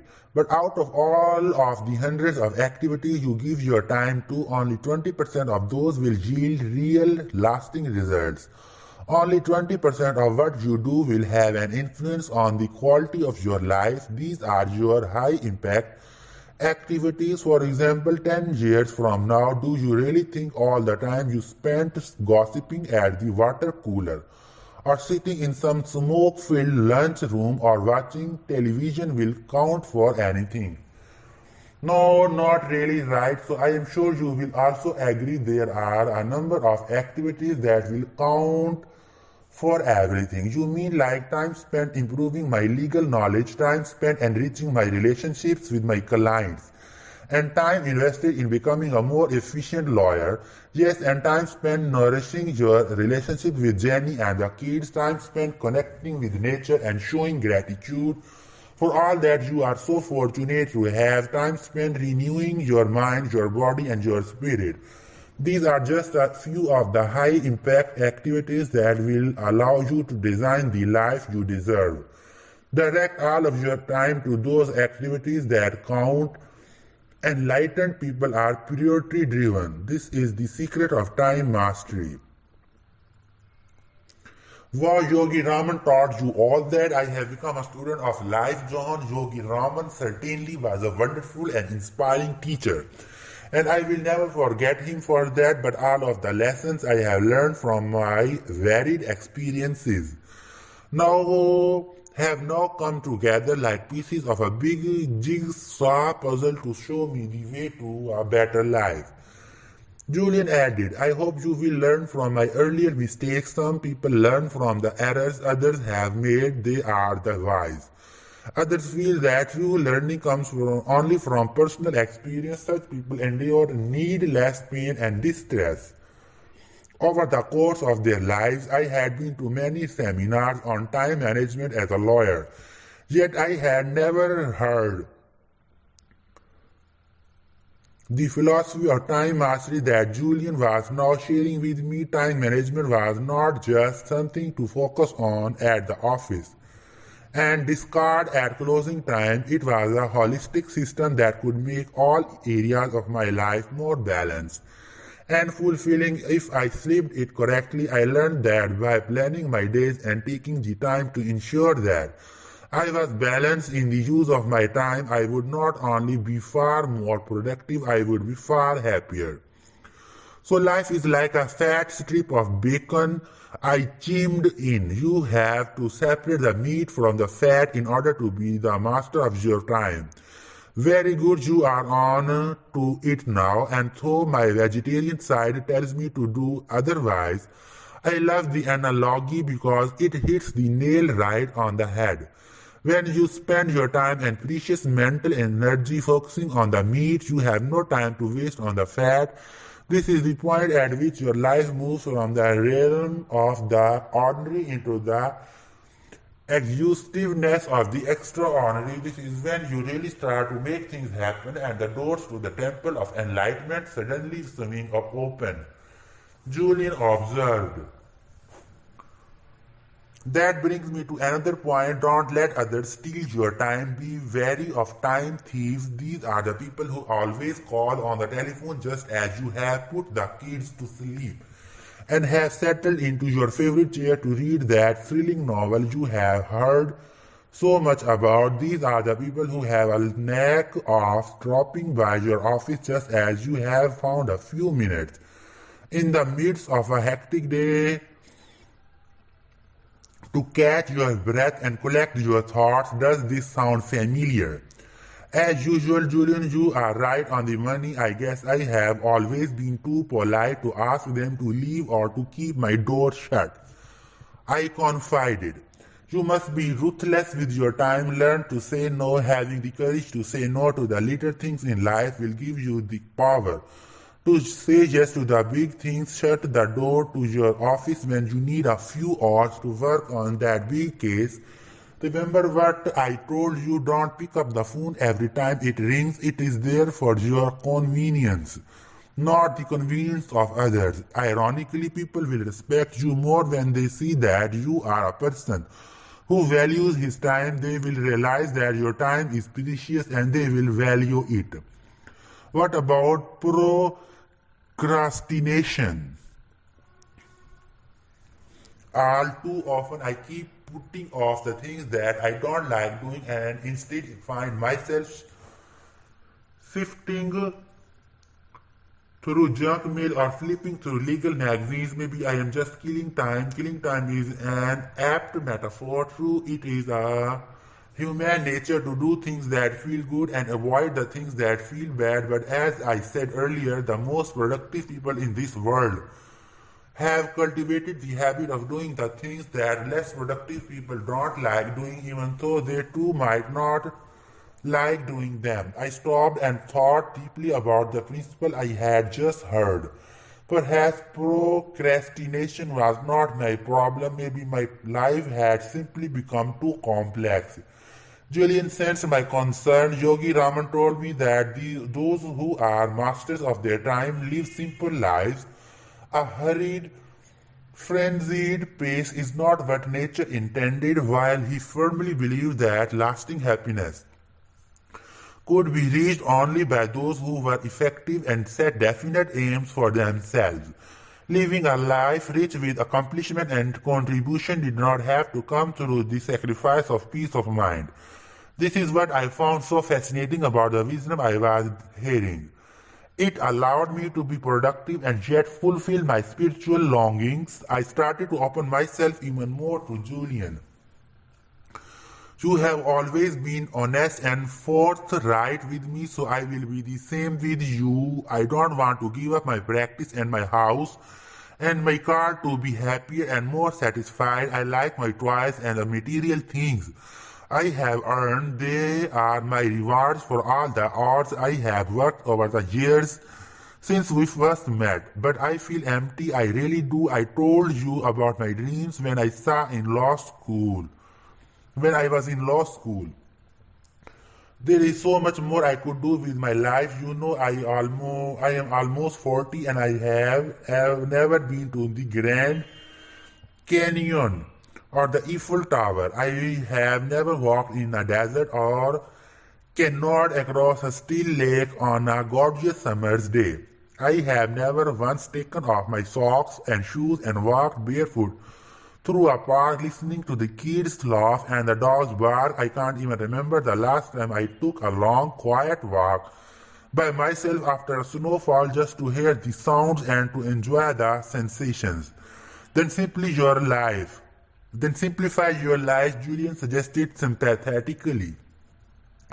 Apply the ancient ritual of simplicity to every aspect of your world. By doing so, you are bound to have more time to savor these glorious wonders. One of the most tragic things that any one of us can do is put off living. Too many people are dreaming of some magical rose garden on the horizon rather than enjoying the one growing in our backyards. What a tragedy. Any suggestions? That I will leave to your own imagination. I have shared many of the strategies I learned from the sages with you. They will work wonders if you have the courage to apply them. Oh, that reminds me of another thing that I do to make sure my life stays calm and simple. Words that I love to have a quick nap in the afternoon. I find it keeps me energetic, refreshed, and youthful. I guess you could say that I need my beauty sleep. Julian laughed. Beauty has never been one of your strong points. A sense of humor has always been one of yours, and for this I commend you. Always remember the power of laughter. Like music, it is a wonderful tonic for life's stresses and strains. I think Yogi Raman said it best when he said laughter opens your heart and soothes your soul. No one should ever take life so seriously that they forget to laugh at themselves. Julian had one final thought to share on the subject of time, perhaps most importantly, Johan. Stop acting like you have 500 years to live. When Diva brought that little hourglass to me, she offered some advice that I will never forget. What did she say? She told me that the best time to plant a tree was 40 years ago. The second best time is today. Don't waste even 1 minute of your day. Develop a deathbed mentality. I beg your pardon, I was struck by the graphic term Julian had employed. What's a deathbed mentality? It is a new way of looking at your life, a more empowering paradigm, if you will, one that reminds you that today could be your last, so savor it to the fullest. Sounds kind of morbid if you ask me. It makes me think about death. Actually, it is a philosophy about life. When you adopt a deathbed mentality, you live every day as if it was your last. Imagine waking up every day and asking yourself the simple question, what would I do today if it was my last? Then think about how you would treat your family, your colleagues, and even those who you don't know. Think about how productive and excited you would be to live every moment to the maximum. The deathbed question alone has the power to change your life. It will energize your days and bring a rush of zest and spirit to all that you do. You will start focusing on all the meaningful things that you have been putting off and stop squandering time on all those petty things that have dragged you down into the quagmire of crisis and chaos. Julian continued, push yourself to do more and to exercise and to experience more. Harness your energy to start expanding your dreams. Yes, expand your dreams. Don't accept a life of mediocrity. When you hold such infinite potential within the fortress of your mind, dare to tap into your greatness. This is your birthright. Powerful step heads more. There is the simple remedy to break the spell of frustration that plagues so many people. My cup is still empty, I said softly. Act as if failure is impossible, and your success will be assured. Wipe out every thought of not achieving your objectives, whether they are material or spiritual. Be brave and set no limits on the workings of your imagination. Never be a prisoner of your past. Become the architect of your future. You will never be the same. As the city started to awaken and the morning grew into full bloom, my ageless friend started to show the first signs of weariness after a night spent sharing his knowledge with the eager student. I had been astonished by Julian's stamina, his boundless energy, and his endless enthusiasm. He not only talked his talk, he walked his walk. We are moving to the end of Yogi Raman's magical fable, and I am approaching the time when I must leave you, he said gently. I have much to do and many more people to meet. Are you going to tell your partners that you have returned home? I asked, my curiosity getting the better of me. Probably not, Julian replied. I am so different from the Julian manner they knew. I don't think the same thoughts. I don't wear the same clothes. I don't do the same things. I am a fundamentally changed person. They would not recognize me. You really are a new man. I agreed, chuckling inwardly as I pictured this mystical monk adorned in the traditional robes of Sivana stepping into the striking red Ferrari of his former life. A new being is probably even more accurate. I don't see the distinction, I confessed. There is an ancient saying in India, we are not human beings having a spiritual experience, we are spiritual beings having a human experience. I now understand my role in the universe. I see what I am. I know I am not no longer in the world. The world is in me. I am going to have to chew on that one for a while, I said in total honesty, not quite comprehending what Julian was talking about. Sure, I understand, my friend. A time will come when you are clear on what I am saying. If you follow the principles I have revealed to you and apply the techniques I have offered, you will surely advance along the path of enlightenment. You will come to master the art of personal government. You will see your life for what it really is, a small blip on the canvas of eternity, and you will come to see clearly who you are and the ultimate purpose of your life, which is to serve, of course, no matter how big a house you have or how sleek a car you drive. The only thing you can take with you at the end of your life is your conscience. Listen to your conscience. Let it guide you. It knows what is right. It will tell you that your calling in life is ultimately selfless service to others in some form or another. This is what my personal audacity has taught me. Now I have so many others to see, serve and heal. My mission is to spread the ancient wisdom of the sages of Sivana to all those who need to hear it. This is my purpose. The fire of knowledge had kindled Julian's spirit. This was obvious even to an unenlightened soul such as myself. He was so passionate, so committed, and so fervent about what he was saying that it was reflected even in his physical dimension. His transformation from a frail old litigator to a vital young Adonis was not brought about by a simple change in his diet and daily dose of some quick fix exercise plan. No, it was a far deeper panacea that Julian had stumbled upon high in those majestic mountains. He had found a secret that people through the ages have been searching for. It was more than the secret of youth, fulfillment, or even happiness. Julian had discovered the secret of the self. Chapter 12. The ultimate purpose of life. Everything that lives, lives not alone, not for itself. William Blake. The sages of Sivana were not only the most useful people I have ever met, observed Julian, they were also without a doubt the kindest. Yogi Raman told me that when he was a child, as he waited for sleep, his father would step softly into his rose-covered hut and ask him what good deeds he had performed. Through the course of that day, believe it or not, if he said that he hadn't done any, his father would request that he get up and perform some act of kindness and selfless service before he was permitted to go to sleep. Julian went on, one of the most essential of all the virtues of enlightened living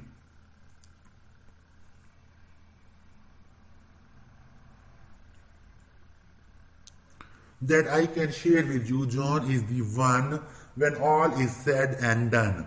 No matter what you have achieved, no matter how many summer homes you own, no matter how many cars sit in your driveway, the quality of your life will come down to the quality of your contribution. Does this have something to do with the fresh yellow roses in Yogi Raman's fable? Of course it does. The flowers will remind you of the ancient Chinese proverb, a little bit of fragrance always clings to the hand that gives you roses. The meaning is clear. When you work to improve the lives of others, you indirectly elevate your own life. In the process, when you take care to practice random acts of kindness,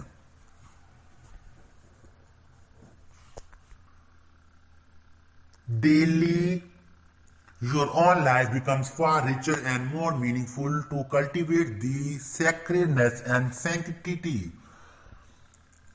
of each day, serve others in some way. Are you suggesting that I get involved in some volunteer work? That's an excellent starting point. But what I am speaking of is much more philosophical than that. I am suggesting that you adopt a new paradigm of your role on this planet. You are losing me again. Shed some light on the term paradigm. I am not really familiar with it. A paradigm is simply a way of looking at a circumstance or at life in general. Some people see the glass of life as half empty. The optimists see it as half full. They interpret the same circumstance differently because they have adopted a different paradigm. A paradigm is basically the lens through which you see the events of your life, both external and internal. So when you suggest that I adopt a new paradigm of my purpose, are you saying that I should change my outlook? Sort of, to dramatically improve the quality of your life, you must cultivate a new perspective of why you are here on earth. You must realize that just as you entered the world with nothing, you are destined to leave with nothing. This being the case, there can be only one real reason for your being here, and that would be to give yourself to others and to contribute in a meaningful way. Julian replied, I am not saying that you can't have your choice or that you must give up your law practice and devote your life to the disadvantaged. Although I have recently met people who have taken this course of action with great satisfaction. Our world is in the midst of great change. People are trading in money for meaning. Lawyers who used to judge people by the size of their pocketbooks are now judging people by the size of their commitment to others, by the size of their hearts. Teachers are leaving the warmth of their secure jobs to nurture the intellectual growth of needy kids living in the combat zones we call inner cities. People have heard the clear call for change. People are realizing that they are here for a purpose and that they have been given special gifts that will aid them to realize it. What kind of special gifts? Exactly the ones I have been telling you about all evening: an abundance of mental ability, a boundless energy, unlimited creativity, a storehouse of discipline, and a wellspring of peacefulness. It is simply a matter of unlocking these treasures and applying them for some common good, noted Julian. I am still with you, so how can one go about doing good? I am simply saying that you should make it a priority to change your world view so that you stop seeing yourself purely as an individual and start seeing yourself as part of the collective. So I should become kinder and gentler. Realize that the most noble thing you can do is to give to others. The sages of the East call it the process of shedding the shackles of self. It is all about losing your self-consciousness and starting to focus on a higher purpose. This might be in the form of giving more to those around you, whether this means your time or your energy. These truly are your two most valuable sages. It could be something as major as taking a 1 year sabbatical to work with the poor, or something as minor as letting a few cars pass in front of you in the middle of a crushing traffic jam. It might sound corny, but if there is one thing that I have learned, it is that your life moves to a more magical dimension when you start striving to make the world a better place. Yogi Raman said that when we are born, we are crying while the world rejoices. He suggested that we should live our life in such a way that when we die, the world cries while we are rejoicing. I knew Julian had a point. One of the things that was starting to bother me about practicing law was that I didn't really feel I was making the sort of contribution I knew I was capable of making. Sure, I had the privilege of litigating a number of precedent-setting cases that had advanced a number of good causes. But law had become a business for me rather than a labor of love. I was an idealist in law school like so many of my contemporaries. Over cold coffee and stale pizza in our dorms rooms, we had planned to change the world. Almost 20 years have passed since then, and my burning desire to advocate change has given way to my burning desire to pay off my mortgage and build up my retirement fund. I realized for the first time in a long while that I had ensconced myself in a middle class cocoon, on one that sheltered me from society at large and one I had grown accustomed to. Let me share an old story with you that might really hit home. Julian continued, there was once a feeble old woman whose loving husband died, so she went to live with her son and her wife and daughter. Every day the woman's sight grew worse and her hearing grew worse. Some days her hands trembled so badly the peas on her plate rolled onto the floor and the soup ran from her cup. Her son and his wife couldn't help but annoyed at the mess she made, and one day they said enough was enough, so they set up a little table for the old woman in a corner next to the broom closet and made her eat all of her meals there. Alone, she would look at them at meal times with tear-filled eyes from across.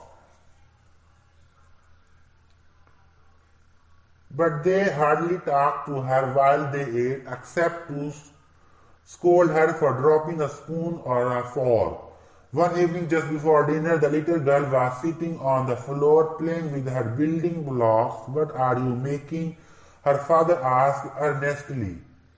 I am building a little table for you and mother, she said, so you can eat by yourselves in the corner. Someday when I get big, the father and mother were moved to silence for what seemed like an eternity. Then they started to weep. In that instant, they became aware of the nature of their actions and the sadness they had caused.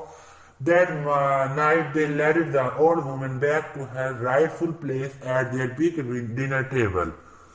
And from that day on, she ate all her meals with them, and when a little morsel of food fell off the table or a fork strayed onto the floor, nobody seemed to mind anymore. In this story, the parents were not bad people. Julian said they simply needed a spark of awareness to light their candle. Of compassion. Compassion and daily acts of kindness make life far richer. Take the time to meditate every morning on the good you will do for others during your day, the sincere words of praise to those who least expect it, the gestures of warmth offered to friends in need, the small tokens of affection to members of your family for no reason at all add up to much more wonderful way to live.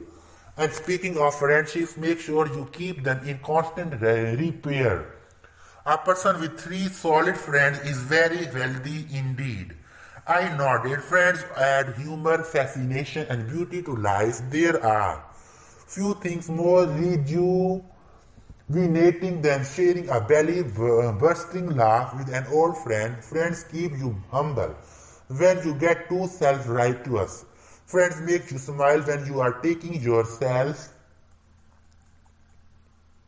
too seriously. Good friends are there to help you when life throws on off its little curves at you and things look worse than they seem. When I was a busy litigator, I had no time for friends. Now I am alone except for you, John. I have no one to take long walks in the woods with when everyone else is nestled into the cocoon of a soft, lazy slumber. When I have just put down a wonderful book that has moved me deeply, I have no one to share my thoughts with, and I have no one to open my soul to when the sunshine of a glorious autumn day warms my heart and fills me with joy. Julian quickly caught himself, however, regret is not an activity for which I have any time. I have learned from my teachers in Simana that every dawn is a new day to the one who is enlightened. I had always viewed Julian as a sort of superhuman legal gladiator, crunching through the arguments of his opponents, as a martial artist does through a stack of heavily reinforced boards. I could see that the man I had met many years ago had been transformed into one of a very different nature. The one in front of me was gentle, kind, and peaceful. He seemed secure in who he was and in his role in the theater of life, like no other person I had never met. He seemed to see the pain of his past as a wise old teacher, and yet at the same time he served notice that his life was far more than the sum of events gone by. Julian's eyes glittered into the hope of things yet to come. I was enveloped by his sense of delight for the wonders of this world and caught up in his unbridled joy for living. It appeared to me that Julian Mannel, hard-hitting, bone-crunching litigation counsel to the well-heeled, had indeed been elevated from a human being passing through life without a care for anyone to a spiritual being passing through life caring only about others. Perhaps this was the path that I too was about to walk.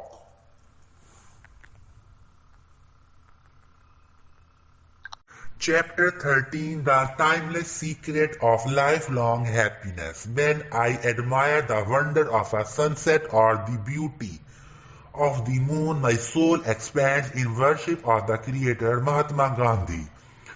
It had been over 12 hours since Julian had arrived at my house the night before to share the wisdom he had gathered in Sivana. Those 12 hours were without a doubt the most important of my life. All at once I was feeling exhilarated, motivated, and yes, even liberated. Julian had fundamentally changed my outlook on life. With Yogi Raman's fable and the ageless virtues that it represented, I realized that I had not even begun to explore the riches of my human potential. I had been squandering the daily gifts that life had thrown my way. Julian's wisdom had allowed me the opportunity to come to grips with the wounds that were keeping me from living with the laughter, energy, and fulfillment I knew that I deserved. I felt moved. I will have to leave soon. You have commitments which are pressing on your time, and I have my own work to attend to. Julian said apologetically, "My work can wait." "Unfortunately, mine can't," he said with a quick smile. "But before I leave, I must reveal the final element of Yogi Raman's magical fable. You will recall that the sumo wrestler who walked out of the lighthouse in the middle of a beautiful garden with nothing more than a pink wire cable covering his private parts slipped on a shiny gold stopwatch and fell to the ground. After what seemed like an eternity, he finally regained consciousness when the marvelous fragrance of the yellow roses reached his nose. He then jumped to his feet in delight and was astonished to see a long, winding path studded with millions of tiny diamonds. Of course, our friend the sumo wrestler took the path and in doing so lived happily ever after. Seems plausible, I chuckled. Yogi Raman had quite a vivid imagination. I will agree. But you have seen that his story has a purpose and that the principles it symbolizes are not only powerful, they are highly practical. True, I agreed without reservation. The path of diamonds then will serve to remind you of the final virtue for enlightened living. By carrying this principle with you through your daily work, you will enrich your life in a way that is difficult for me to describe. You will begin to see the exquisite wonders in the simplest of things and live with the ecstasy you deserve. And by carrying out your promise to me and sharing it with others, you will also allow them to transform their world from the ordinary into the extraordinary. Will this take me a while to learn? The principle itself is strikingly straightforward to grasp. While learning how to apply it effectively in all your waking moments will take a couple of weeks of steady practice. Okay, I am trying to hear it. Funny you say that because the seventh and final virtue is all about living. The sages of Simana believe that a truly joyful and rewarding life comes only through a process they call living in the now. These yogis knew that the past is water under the bridge and the future is a distant sun on the horizon of your imagination. The most important moment is now. Learn to live in it and savor it fully. I understand exactly what you are saying, Julian. I seem to spend most of my daily fretting over past events that I have no power to change or worrying about things to come, which never do arise. My mind is always flooded by a million little thoughts pulling me in a million different directions.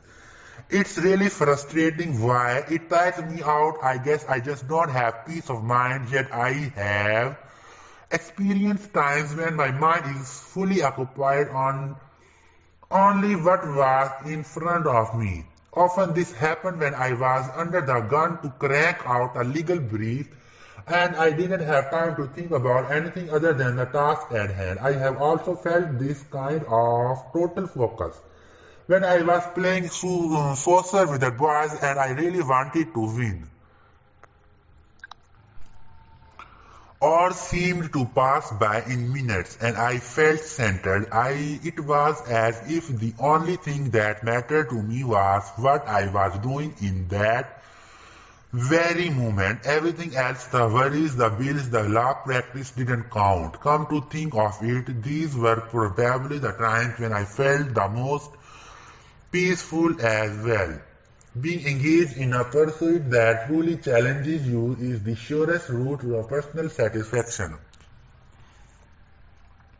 But the real key is to remember is that happiness is a journey, not a destination. Live for today, there will never be another one quite like it, stated Julian, his smooth hands coming together as if to give a prayer of thanks for being privy to what he had just said. Is that the principle that a path of diamonds in Yogi Raman's fable symbolizes? I asked. Yes, came the succinct reply, just as the sumo wrestler found lasting fulfillment and joy. By walking the path of diamonds, you can have the life you deserve the very moment you start to understand that the path you are currently walking on is one rich with diamonds and other priceless treasures. Stop spending so much time chasing life's big players while you neglect the little ones. Slow things down. Enjoy the beauty and sacredness of all that is around you. You owe this to yourself. Does that mean that I should stop setting big goals for my future and concentrate on the present? No, replied Julian firmly. As I said earlier, goals and dreams for the future are essential elements in every truly successful life. Hope for what will appear in your future is what gets you out of bed in the morning and what keeps you inspired through your day. Goals energize your life. My point is simply this: never put off happiness for the sake of achievement. Never put off the things that are important for your well-being and satisfaction to a later time. Today is the day to live fully, not when you win the lottery or when you retire. Never put off living. Julian stood up and started packing back and forth across the living room floor like a seasoned litigator, releasing his final kernels of reason in an impatient closing argument. Don't fool yourself into thinking that you will be a more loving and giving husband when your law firm takes on a few more junior lawyers to ease the burden. Don't kid yourself into believing that you will start to enrich your mind, care for your body, and nourish your soul when your bank account gets big enough and you have the luxury of more free time. Today is the day to enjoy the fruits of your efforts. Today is the day to seize the moment and live a life that soars. Today is the day to live from your imagination and harvest your dreams, and please never ever forget the gift of family. I am not sure I know exactly what you mean, Julian.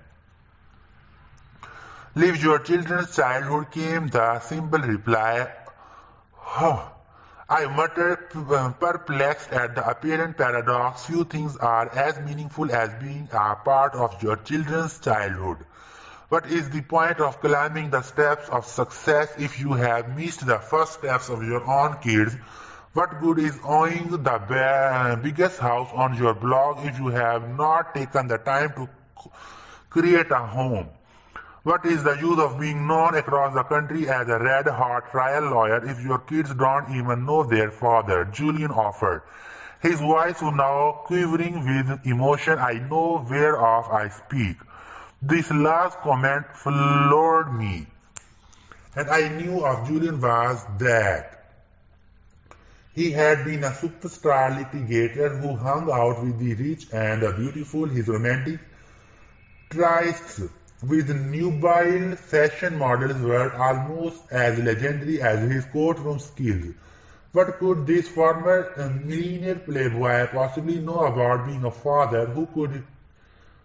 What could he possibly know about the daily struggles I faced in trying to be all things to all people, a great father and a successful lawyer? But Julian's sixth sense caught me. I do know something of the blessings we call children, he said softly, but I always thought you were the city's most eligible bachelor before you threw in the towel and gave up your practice. Before I was caught up in the illusion of that fast and furious lifestyle that I was so well known for. You know that I was married. Yes, he then paused. As a child might before telling his best friend a closely guarded secret. What you do not know is that I also had a little daughter. She was the sweetest, most delicate creature I have ever seen in my life. Back then I was a lot like you were the first time we met. Cocky, ambitious, and full of hope. I had everything anyone could ever want. People told me that I had a brilliant future, a stunningly beautiful wife, and a wonderful daughter. Yet when life seemed to be perfect, it was all taken from me in an instant. For the first time since his return, Julian's eternally joyful face was enveloped in sadness. A single tear began to slide down one of his bronze cheeks and dripped onto the velvety fabric of his ruby-red robe. I was speechless and gripped by the revelation of my longtime friend. You don't have to continue, Julian. I offered sympathetically, placing an arm around his shoulder to comfort him. But I do, John. Of all those I knew in my former life, you showed the most promise. As I said, you reminded me a lot of myself when I was younger. Even now you still have so much going for you. But if you keep on living the way you are living, you are headed for disaster. I came back to this place to show you that there are so many wonders waiting for you to explore, so many moments left for you to savor. The drunk driver who killed my daughter didn't take away only one precious life on that sun-so-8 October afternoon. He took two. After my daughter's passing, my life unraveled. I started spending every waking minute at the office, foolishly hoping that my legal career might be the slave for the pain of a broken heart. Some days I even slept on a couch in my office, dreading to return to the home where so many sweet memories had been laid to rest. And while my career did take off, my inner world was a mess. My wife, who had been my constant companion since law school, left me, citing my obsession with my work as the straw that broke the proverbial camel's back. My health deteriorated and I spiraled into the infamous life that I was engaged in when we first met. Sure, I had everything money could buy.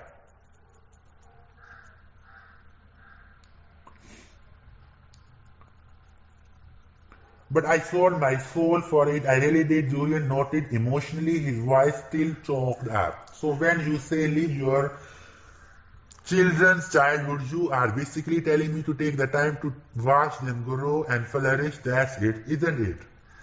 Even today, 27 years after she left us while we were driving her to her best friend's birthday party, I would give anything just to hear my daughter giggle again or to play hide and seek like we used to in our back garden. I would love to hold her in my arms and softly caress her golden hair. She took a piece of my heart with her when she left, and though my life has been inspired by new meaning since I found the way to enlightenment and self-leadership in Savannah.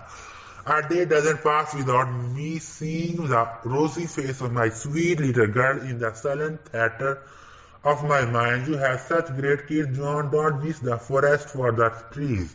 The best gift you could ever give your children is your love. Get to know them again. Show them that they are far more important to you than the fleeting rewards of your professional career. Pretty soon they will be off building lives and families of their own. Then it will be too late. The time will be gone. Julian had struck a chord deep inside of me. I guess I had known for some time that my workaholic pace was slowly but steadily loosening our family ties. But it was like a smoldering ember, burning quietly, slowly, and gathering its energy before revealing the full extent to its destructive potential. I knew my kids needed me even if they might not have told me so. I needed to hear this from Julian. Time was slipping by, and they were growing up so quickly I couldn't remember the last time my son ended. And I had stolen off early on a crisp Saturday morning to spend the day at a fishing hole his grandfather loved so much. There was a time when we would go every weekend. Now this time honored ritual seemed like someone else's memory. The more I thought about it, the harder it hit me. Piano recitals, Christmas plays, Little League championships had all been traded for my professional advancement. What was I doing? I wondered. I really was sliding down the slippery slope that Julian described. There and then I resolved to change. Happiness is a journey, Julian continued, his voice rising once again with the heat of passion. It is also a choice that you make. You can marvel at the diamonds along the way, or you can keep running through all your days chasing that elusive spot of gold at the end of the rainbow that ultimately reveals itself to be empty. Enjoy the special moments that every day offers, because today, this day is all you have. Can anyone learn to live in the now? Absolutely, no matter what your current circumstances might be, you can train yourself to enjoy the gift of living and fill your existence with the jewels of everyday life. But isn't that a little optimistic? How about someone who has just lost everything they own due to a bad business deal? Let's say that not only are they financially bankrupt, but emotionally bankrupt as well. The size of your bank account and the size of your house have nothing to do with living life with a sense of joy and wonder. This world is full of unhappy millionaires. Do you think the sages I met in Savannah were concerned with having a well-balanced financial portfolio and acquiring a summer home in the south of France? Julian asked mischievously. Okay, I see your point. There is a huge difference between making a lot of money and making a lot of life. When you start spending even 5 minutes a day practicing the art of gratitude, you will cultivate the richness of living that you are looking for. Even the person you spoke of in your example can find an abundance of things to be thankful for, notwithstanding his dire financial predicament. Ask him if he still has his health, his loving family, and his good reputation in the community. question him as to whether he is happy to have citizenship in the great country and whether he still has a roof over his head. Perhaps he might have no assets other than a masterful ability to work hard and the ability to dream big dreams. Yet these are precious assets for which he ought to be grateful.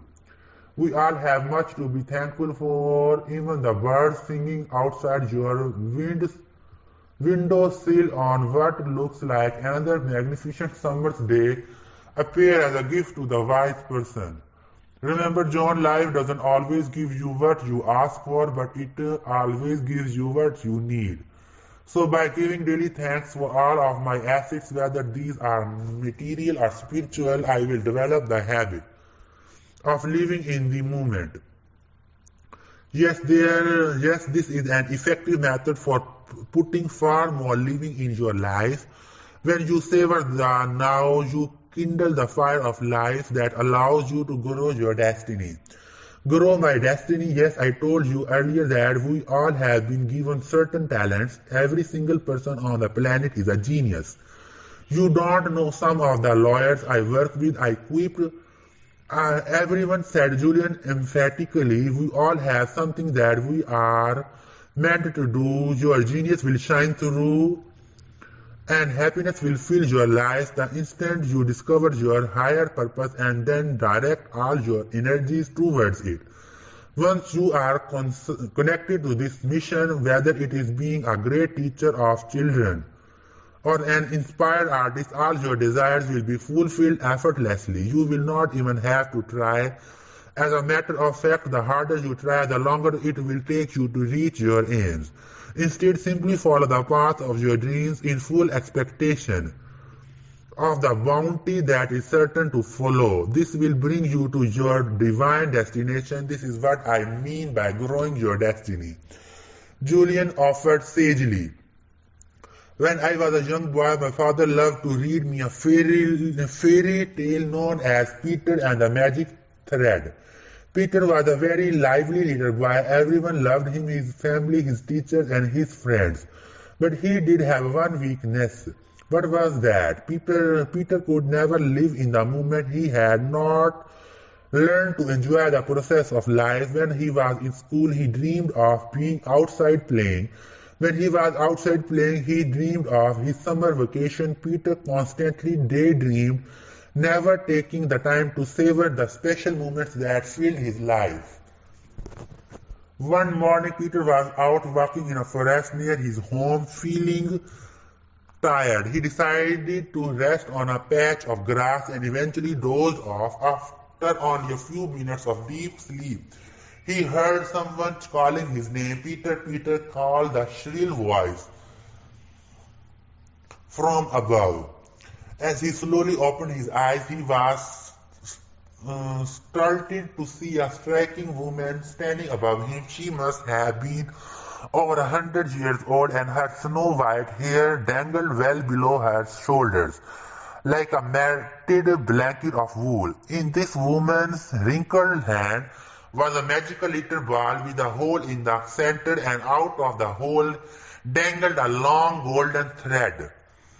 Peter, she said, this is the thread of your life. If you pull that thread just a bit, an hour will pass in seconds. If you pull a little harder, whole days will pass in minutes. And if you pull with all your might, months, even years will pass by in days. Peter grew very excited at this discovery. I would like to have it if I may, he asked. The elderly woman quickly reached down and gave the ball with the magic thread to the young boy. The next day Peter was sitting in the classroom feeling restless and bored. Suddenly he remembered his new toy. As he pulled a little bit of the golden thread, he quickly found himself at home playing in his garden. Realizing the power of the magic thread, Peter soon grew tired of being a schoolboy and longed to be a teenager, with all the excitement that phase of life would bring. So again he pulled out the ball and pulled hard on the golden thread. Suddenly he was a teenager with a very pretty young girlfriend named Elise. But Peter still wasn't content. He had never learned to enjoy the moment and to explore the simple wonders of every stage of his life. Instead, he dreamed of being an adult, so again he pulled on the thread and many years whizzed by.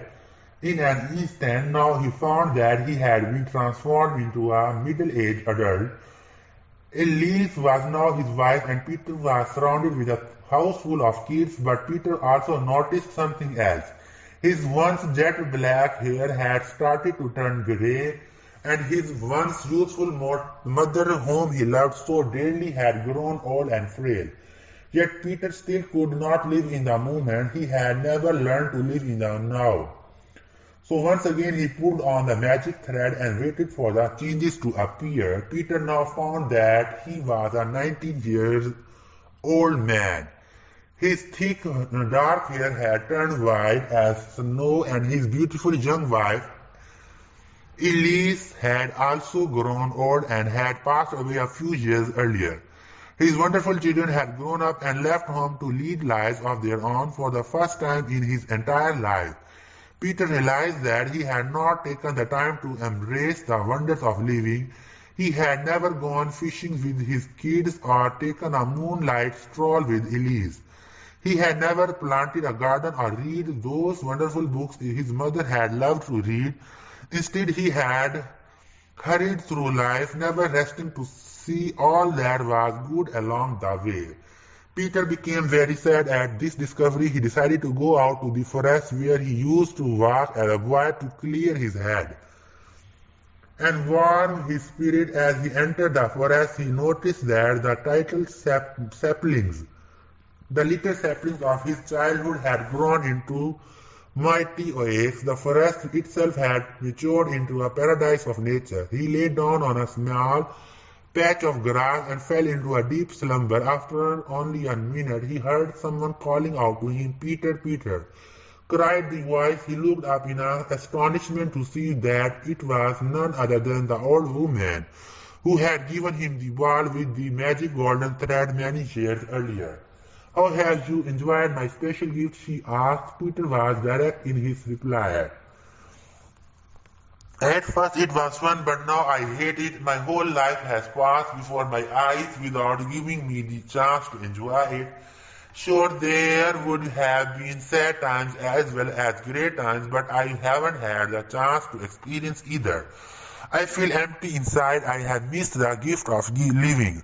"You are very ungrateful," said the old woman. "Still, I will give you one last wish." Peter thought for an instant and then answered hastily, "I would like to go back to being a schoolboy and live my life over again." He then returned to his deep sleep. Again he heard someone calling his name and opened his eyes. Who could it be this time? He wondered. When he opened his eyes, he was absolutely delighted to see his mother standing over his bedside. She looked young, healthy, and radiant. Peter realized that the strange woman of the forest had indeed granted his wish, and he had returned to his former life. "Hurry up, Peter, you sleep too much. Your dreams will make you late for school if you don't get up right this minute," his mother admonished. Needless to say, Peter dashed out of bed on this morning and began to live the way he had hoped. Peter went on to live a full life, one rich with many delights, joys, and triumphs. But it all started when he stopped sacrificing the present for the future and began to live in the moment. "Amazing story," I said softly. "Unfortunately, John, the story of Peter and the magic thread is just that, a story, a fairy tale. We here in the real world will never get a second chance to live life to the fullest. Today is your chance to awaken to the gift of living. Before it is too late, time really does slip through your fingers like tiny grains of sand. Let this new day be the defining moment of your life. The day that you make the decision once and for all to focus on what is truly important to you. Make the decision to spend more time with those who make your life meaningful, reverse the special moments. Revel in their power, do the things that you have always wanted to do, climb that mountain you have always wanted to climb, or learn to play the trumpet. Dance in the rain or build a new business, learn to love music, learn a new language, and rekindle the delight of your childhood. Stop putting off your happiness for the sake of achievement. Instead, why not enjoy the process? Revive your spirit and start tending to your soul. This is the way to nirvana. Nirvana. The sages of Nirvana believed that the ultimate destination of all truly enlightened souls was a place called Nirvana. Actually, more than a place, the sages believed Nirvana to be a state, one that transcended anything they had known previously. In Nirvana, all things were possible, there was no suffering, and the dance of life was played out with divine perfection. On reaching Nirvana, the sages felt that they would step into heaven on earth. This was their ultimate goal in life. Julian observed, his face radiating a peaceful, almost angelic quality. We are all here for some special reason, he observed. Prophetically, meditate on what your true calling is and how you can give of yourself to others. Stop being a prisoner of gravity. Today, light your spark of life and let it blaze brightly. Start applying the principles and strategies that I have shared with you. Be all that you can be. A time will come when you too will taste the fruits of that place called Nirvana. How will I know when I reach this state of enlightenment? Little hints will appear to confirm your entrance.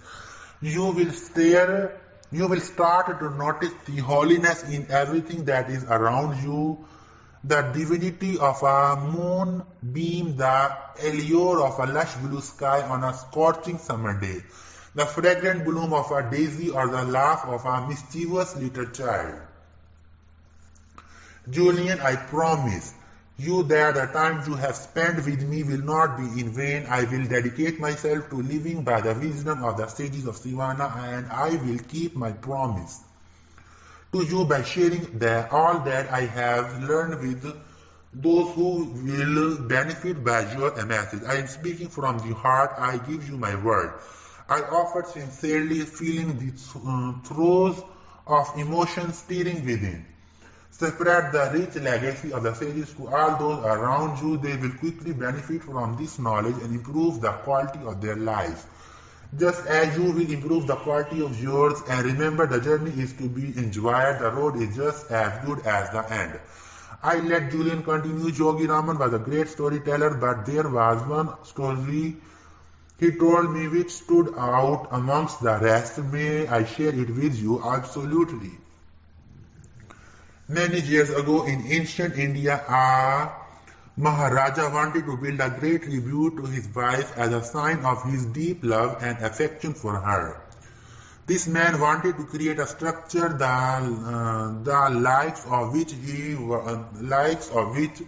the world had never seen, one that would shimmer across the moonlit sky, one that people would admire for centuries to come. So every day, block by block, his workers toiled in the hot sun. Every day, this structure started to look a little more defined, a little more like a monument, a little more like a beacon of love against the azure blue Indian sky. Finally, after 22 years of daily gradual progress, this palace of pure marble was complete. Guess what I am speaking of? I have no idea. The Taj Mahal, one of the 7 wonders of the world. Julian replied, my point is simple. Everyone on this planet is a wonder of this world.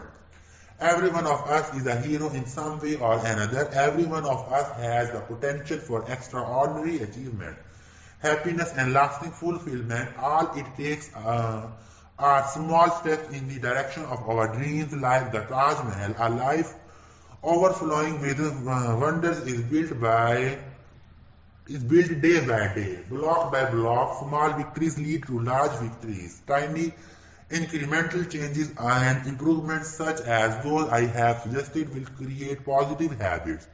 Positive habits will create results, and results will inspire you towards greater personal change. Begin to live each day as if it was your last. Starting today, learn more, laugh more, and do what you truly love to do. Do not be denied your destiny. For what lies behind you and what lies in front of you matters little when compared to what lies within you. Without saying another word, Julian Manel, the millionaire lawyer turned enlightened monk, got up, embraced me like the brother he had never had, and walked out of my living room into the thick heat of another scorching summer day. As I sat alone and collected my thoughts, I noticed that the only evidence I could find of this sage messenger's extraordinary visit sat silently on the coffee table in front of me. It was his empty cup.